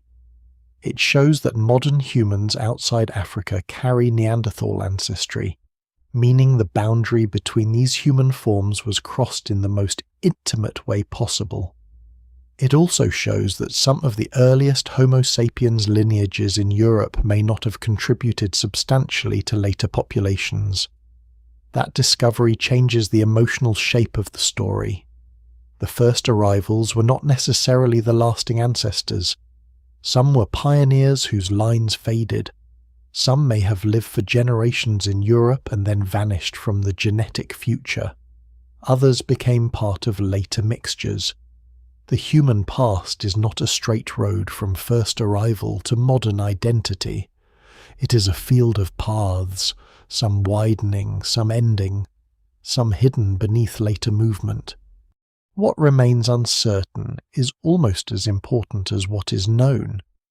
Scholars still debate the number and timing of early Homo sapiens pulses into Europe. They debate how certain tool traditions relate to particular human groups. They debate the nature of contact with Neanderthals, the degree of cultural exchange, and the local causes of Neanderthal disappearance. They debate how much social networking, symbolic communication, technological flexibility, and demography contributed to Homo sapiens' success. They debate the meanings of ornaments, figurines, pigments, burials, and cave images. The evidence remains incomplete not because science has failed, but because the Paleolithic world preserved only fragments of what mattered. Stone survives. Bone sometimes survives. DNA rarely survives. Meaning mostly disappears. That incompleteness is why Europe's earliest modern humans feel so close and so unreachable at the same time. Their skulls look familiar. Their ornaments make intuitive sense. Their tools fit the hand. Their injuries and healed bones speak of bodies that endured pain and care. Their images of animals still carry energy across tens of thousands of years. A horse painted on a cave wall does not feel like a crude beginning. It feels like attention, like presence, like someone seeing deeply. Yet the people themselves remain silent. Their languages are gone. Their names are gone. Their kinship systems, jokes, fears, songs, taboos, maps, and explanations of the world are gone. We can stand close to their traces without entering their minds fully. The old Cro-Magnon figure, therefore, has to be both kept and released. Kept, because the discovery at Les Eyzies remains one of the great moments in the recognition of deep human antiquity. It gave 19th century science a face for ancient Homo sapiens in Europe, and helped the modern world understand that people like us had lived alongside extinct animals in a remote ice age, released, because the name can mislead when it becomes too large. It can hide earlier Homo sapiens at Ranis, Zlati Kun, Bacho Kiro, and other sites. It can blur cultural diversity across thousands of years. It can suggest a false ladder from Neanderthal to Cro-Magnon to us. The truth is stranger and more moving.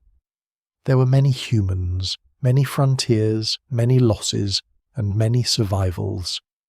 The real Cro-Magnon puzzle is not whether these people were modern. They were. It is not whether they were intelligent. The evidence makes that plain. The puzzle is how small. Fragile populations of Homo sapiens entered an already human continent, survived some of the coldest inhabited landscapes of their time, met or missed Neanderthals in uneven patterns, carried symbolic worlds into caves and onto bodies, vanished in some lineages, endured in others, and eventually became part of the long, tangled ancestry of later humanity. They are not a clean beginning, they are a threshold. And that threshold still matters because it changes the way the human story feels. Modern people often imagine themselves as separate from prehistory, as if history begins when writing begins and everything before it is dim preparation. Cro-Magnon and the earlier Homo sapiens of Europe make that impossible. They show that long before cities, kings, temples, farming, and metal, humans already lived inside dense worlds of skill, memory, beauty, danger, and belonging. They were not waiting for a civilization to become meaningful. Their lives were meaningful already. What time has taken from them is not humanity, but detail. So the last image is not of a triumphant ancestor standing above a defeated world. It is quieter than that. A small group moves through a cold valley. Somewhere beyond the ridge, another human population may still tend a fire, or may already be gone. The travellers carry stone blades, worked hides, ornaments, memory, and ancestry older than they know. Their footprints will not last. Their voices will not last. But a bone may survive, or a shell, or a charcoal line in a cave, or a fragment of DNA inside someone living thousands of generations later. From those fragments, the puzzle remains not a lost species, not a simple origin, but the fragile arrival of ourselves in a continent already full of ghosts. The story slows here, as the Ice Age landscape widens one final time. The names fall away first: Cro-Magnon, Aurignacian, Gravettian, Magdalenian, all the careful words used to hold what cannot truly be held. Beneath them are people moving through weather, people waking beside embers, people carrying tools wrapped in skin, people watching animals cross distant ground, people touching stone walls in darkness. They did not know they were ancient. They did not know they would become evidence. They lived forward, as all humans do, with no certainty that anything would remember them. Time remembers unevenly. It keeps a skull and loses a language. It keeps a painted bison and loses the story told beside it. It keeps a shell bead and loses the hand that polished it smooth through years of wearing. It keeps a trace of Neanderthal ancestry in living bodies, but not the faces of the people through whom that ancestry passed. It keeps enough to make the past visible, and too little to make it complete. Cro-Magnon endures because the name gives shape to a feeling the moment when the deep past looks suddenly human. But the truer image is broader and softer. Europe's earliest modern humans were not a single people stepping cleanly into history. They were travellers in a harsh world, part of a long human tide moving through cold, contact, disappearance, and survival. Some lines faded, some continued, some memories became objects, some objects became dust. And still, something remains. In the silence of a cave, in the hollow of a rock shelter, in the curve of an ancient skull, there is a strange nearness, not certainty, not possession, just nearness. A reminder that every human story is more fragile than it feels while it is being lived. The fire burns low, outside. The Ice Age wind moves over the valley, over hoofprints, over stone, over snow, over paths that will soon vanish. Somewhere in the darkness, a human hand closes around a small ornament, warm from the body. For a moment, it is not archaeology. It is simply life, passing quietly through time.